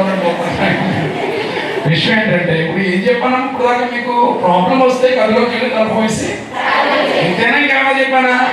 చూడండి, గదిలోకి వెళ్ళి తలుపు వేసి ఇక్కడ స్టార్ట్ అవుతుంది. ఎలాగంటే వినండి, దేవుడు మనల్ని దీవించాలంటే మనం ఏం చేయాలన్నాం? బలిపీఠం కట్టాలి కదా, బలిపీఠం అవ్వాలి కదా. మనం ఎలా మారిపోవాలి? ఇప్పుడు వినండి, ఇప్పుడు గదిలోకి వెళ్ళి తలుపు వేసి మోకాళ్ళు వేసి ప్రార్థించగానే నువ్వు ఎలా మారిపోయావు? నువ్వే ఒక బలిపీఠంగా మారిపోయావు కదా. ఈ బలిపీఠం అనే ఉదయం అనే బలిపీఠం మీద నుండి చేయబడిన ప్రార్థన ఎక్కడికి వెళ్తుంది, వెళ్ళిన ప్రార్థన ఎలా తిరిగి నీ గదిలోకి సమాధానం తెస్తుంది అన్నది మెయిన్ మెసేజ్ అవుతుంది. వీలైతే గారి సంఘంలో మాట్లాడుతుంది దీని గురించి. దానికి మీరు అందరూ అక్కడ వచ్చే హలో ఉన్నారా? రైట్ అండి. అంశం పక్కన పెడదాం. ఏంటంటే విషయం ఏంటంటే, మనం ఎప్పుడైతే గదిలోకి వెళ్ళి తలుపు వేసి ఒక ఎలాగండి ఎలా మారిపోతాం, బలిపీఠంగా మారిపోతాము. బలిపీఠం మీద నుండి చేయబడిన ప్రార్థన ధూపం ఏమవుతుంది, దేవుని దగ్గరికి వెళ్తుంది. దేవుని దగ్గరికి వెళ్తాం, ఇంకో బలిపీఠం మీదకి వెళ్తుంది. నువ్వు గదిలోకి వెళ్ళి మోకాళ్ళేసి ప్రార్థించగా నేను ఎలా మారిపోయావు, మట్టి బలిపీఠంగా మారిపోయావు. నువ్వే మట్టి కదా, మట్టి బలిపీఠంగా మారిపోయిన మట్టి బలిపీఠం మీద నుండి వెళ్ళిన ప్రార్థన దేవుని దగ్గరికి వెళ్ళదు. పరలోకంలో ఇంకో బలిపీఠం ఉంది, ఆ బలిపీఠం మీదకి వెళ్తుంది. ఆ బలిపీఠం మీద నుండి ఎక్కడికి వెళ్తుంది అన్నది ప్రకటన గ్రంథంలో రాసిపెట్టినంత మర్మం ఇది. హలో ఉన్నారా? అర్థమైంది మ్యాటర్. కనుక ఇప్పుడు మనం నేర్చుకున్న పాఠం ఏంటంటే, ప్రాబ్లం వస్తే, సమస్య వస్తే ఏం చేయాలంటే ఎక్కడికి పరిగెట్టద్దు. ఎక్కడ పరిగెట్టాలి? గదిలోకి పరిగెట్టాలి, తలుపు వేయాలి. తలుపు వేసి నువ్వు ఎలా మారిపోవాలి, ఒక బలిపీఠంగా మారిపోవాలి. నువ్వు చేసే ప్రార్థన ఏ ప్రాబ్లం, అది అప్పుల పాలు కావచ్చు, శరీర సంబంధమైన రోగం కావచ్చు, ఏదో ఒక విషయంలో తెప్పలు పడవచ్చు, వీటన్నిటికీ పరిష్కారం నీ గదే. నీ గదిలోకి వెళ్ళి ప్రార్థన చేస్తే నువ్వు చేసే కన్నీటి ప్రార్థన కంటే గొప్పది ఏది భూమి మీద లేదు. దేవునికి స్తోత్రం. రాత్రి ప్రారంభించిన పాఠం ఇంకా ముగింపు అవ్వకుండానే నేను వెళ్ళిపోతున్నా. మళ్ళా వచ్చినప్పుడు నేను దేవుడు చెప్పారు, మళ్ళా పిలిస్తే దేవుడు రాకడ ఆలస్యం అయితే, దేవుడు రాకడ వచ్చేస్తే అక్కడ కలుసుకుందాం, రాకడ రాకపోతే మళ్ళీ ఇక్కడే కలుసుకుందాం. దేవునికి మహిమ కలుగునుగా. గమనించండి, మన ప్రాబ్లం రాగానే మనుషుల వైపు చూడద్దు. మనుషులను నమ్ముకున్నటి కంటే యెహోవాను ఆశ్రయించుట మేలు. రాజులను నమ్ముకున్నటి కంటే యెహోవాను ఆశ్రయించుట మేలు. ఎవరి వైపు చూడడం మనం అలవాటు చేసుకోవాలి. ఎవరి వైపు చూడాలి? దేవుని వైపు చూడాలి. ఎందుకు? మన కోసం ప్రాణం పెట్టింది ఎవరు? రక్తం చెందించింది ఎవరు? మన కొరకు బలైపోయింది ఎవరు? మనం విడిచి భూలో కనుకొచ్చి మన కొరకు ఎంత గొప్ప త్యాగం చేసిన యేసుకి మన పిల్లలు ఆయన పిల్లలమైన మనం బాగుండాలని ఇప్పుడు దేవుడు మనకు చూస్తాడు. మన పిల్లలకి ఎవరికైనా బాగోలేదు అనుకో, మనం ఏం చేస్తాం? వారికి సహాయం చేస్తాం కదా, వారికి ఏం కావాలని చూస్తాం కదా.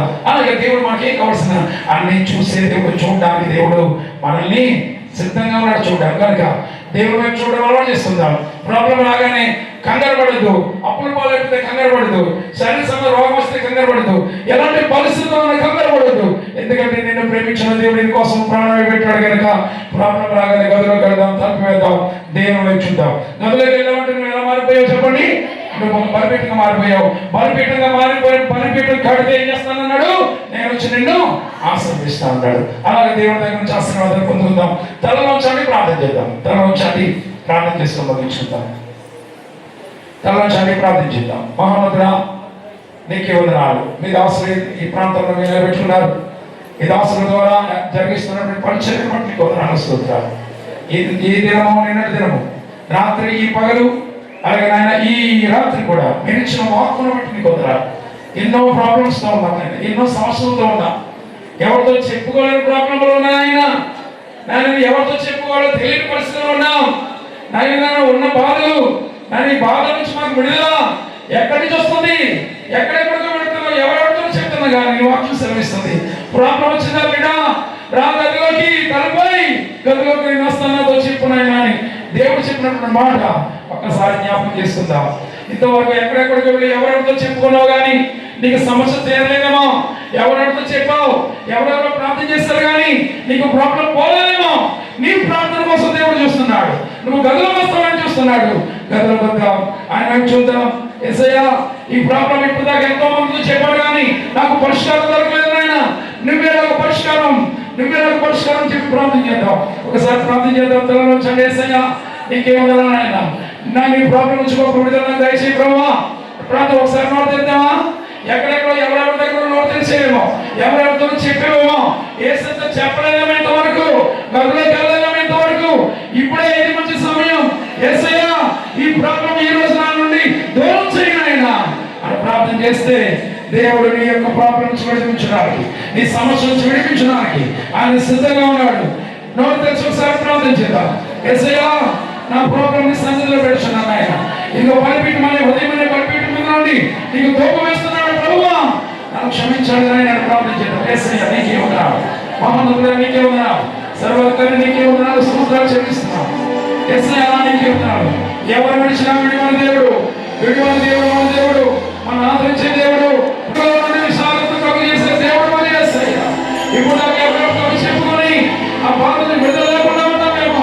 యేసయ్య నీకే వందనాలు. తల్లి విడిచిన, తండ్రి విడిచిన, ఎవరు విడిచినా విడిచిపెట్టిన దేవుడు, నేను నీకు తోడై ఉన్నానని చెప్పిన దేవుడు, చేయి పట్టు నడిపిస్తానని చెప్పిన యేసయ్య నీకే వందనాలు.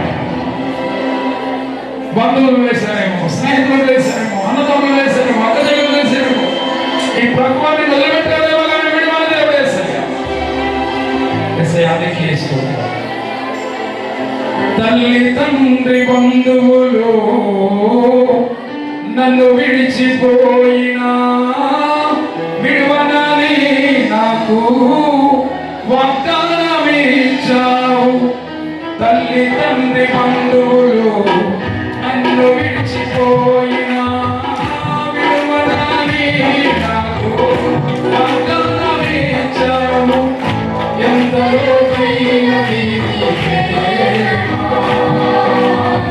నిన్ను విడిచితే ఉండలేను. ఎంత లోతైనది నీ ప్రేమ, నిన్ను విడిచితే ఉండలేను. ఈ లోకంలో జీవించేవాడు నీ కొరకే దేవా, నీ కొరకే దేవా.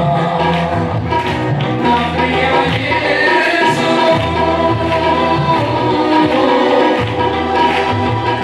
నా ప్రియ యేసు, నా దేవుడు, నీలా ప్రేమించేవాడు.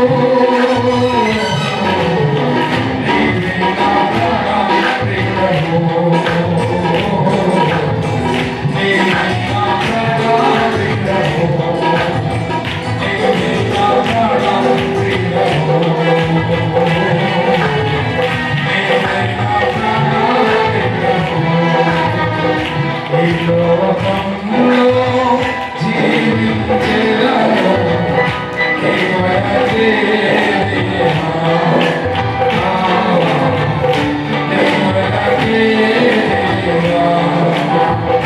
అరచేతిలోనే నన్ను చెక్కుకుంటే నీ కంటి పాపన నన్ను రక్షించుకుంటే.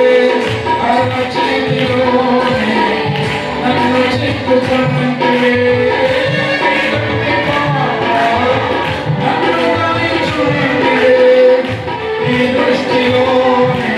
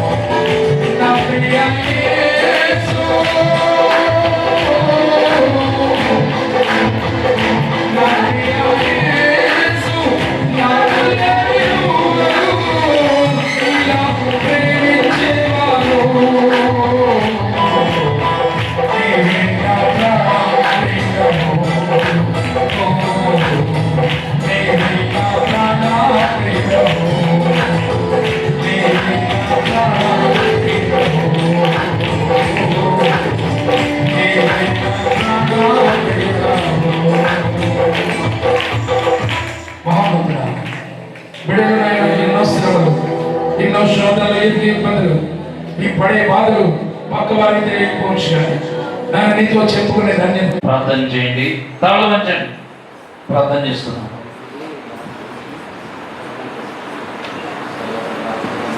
ఆపరేషన్ జరిగింది ఆర్ట్కి వైజాగ్లో. ఆయన కూడా దేవుడే బలపరిచి ఆరోగ్యం ఇచ్చినగా మీరందరం ప్రార్థన చేయండి. ఈ కార్యంలో సహకరించండి. నీ పాదాలకి వందనాలు, స్తోత్రాలు చెల్లిస్తున్నాం ప్రభా. ఇంతవరకు మీరు మాతో ఉన్నారు. ఈ 3వ కూడిక లేక 2వ రాత్రి కూటం మంచిగా జరిగించారు. ఈ దాసులు అభిషక్తులు దేవుడు రాజయ్య గారిని ఈ 3 కూటాల్లో మా మధ్య ఎంతో బహుబలముగా మీరు వాడుకున్నారు. వారు కాకినాడలో రేపు పగలు రేపు రాత్రి మాట్లాడబోతున్నారు. ఇంకా చాలా వీలైతే దుబాయ్ కూడా వారు స్వార్థ పరిచర్య కోసం నవంబర్లో వెళ్ళబోతున్నారు. వారిని నీ సేవలో పరిచర్యలో వాడుకోనండి. వీలైతే మరొకసారి వారిని మేము ఆహ్వానించడానికి మా సంఘం మధ్య వారు ఇంకా అనుభవంగా సంఘాన్ని ఉద్యోగం చేసి మాట్లాడడానికి ఈ దాసుల్ని బలపరచండి. అలాగే ఈ కొడుకులో పాలు పొంది మరి సహకరించిన ఈ దాసుడు నందంపూడిలోని పరిచయం చేస్తున్న మూడిని బట్టి నీకు స్తోత్రాలు. వారి సంఘం కూడా చాలా మంది వచ్చారు. వారందరినీ ఆశీర్వదించు. మూడి భార్యను బిడ్డల్ని చక్కగా పెద్దగా చేసి కృప చేశారు. మరి ఇప్పుడు విశాలమైన చర్చిలో రేపు కూటాలు జరగబోతున్నాయి. ఆ కూటాలు కూడా ఘనముగా జరిగించండి. అలాగే దాసుడు బషీర్ గారిని దీవించు. మొదటి కూటమి నుంచి ఆయన కూడా మాతో పాలు పొంది స్తుతి ఆరాధన నడిపించి ప్రార్థన చేసి చక్కటి హెచ్చరికలు ఇచ్చారు. ఆయన్ని ఆయన భార్య పూజ్యమని వారికి ఇచ్చిన కుమార్తెల్ని దీవించి వారిని కూడా నీ కృపలో ఈ పరిచర్యలో వాడుకొని ప్రార్థిస్తున్నాం.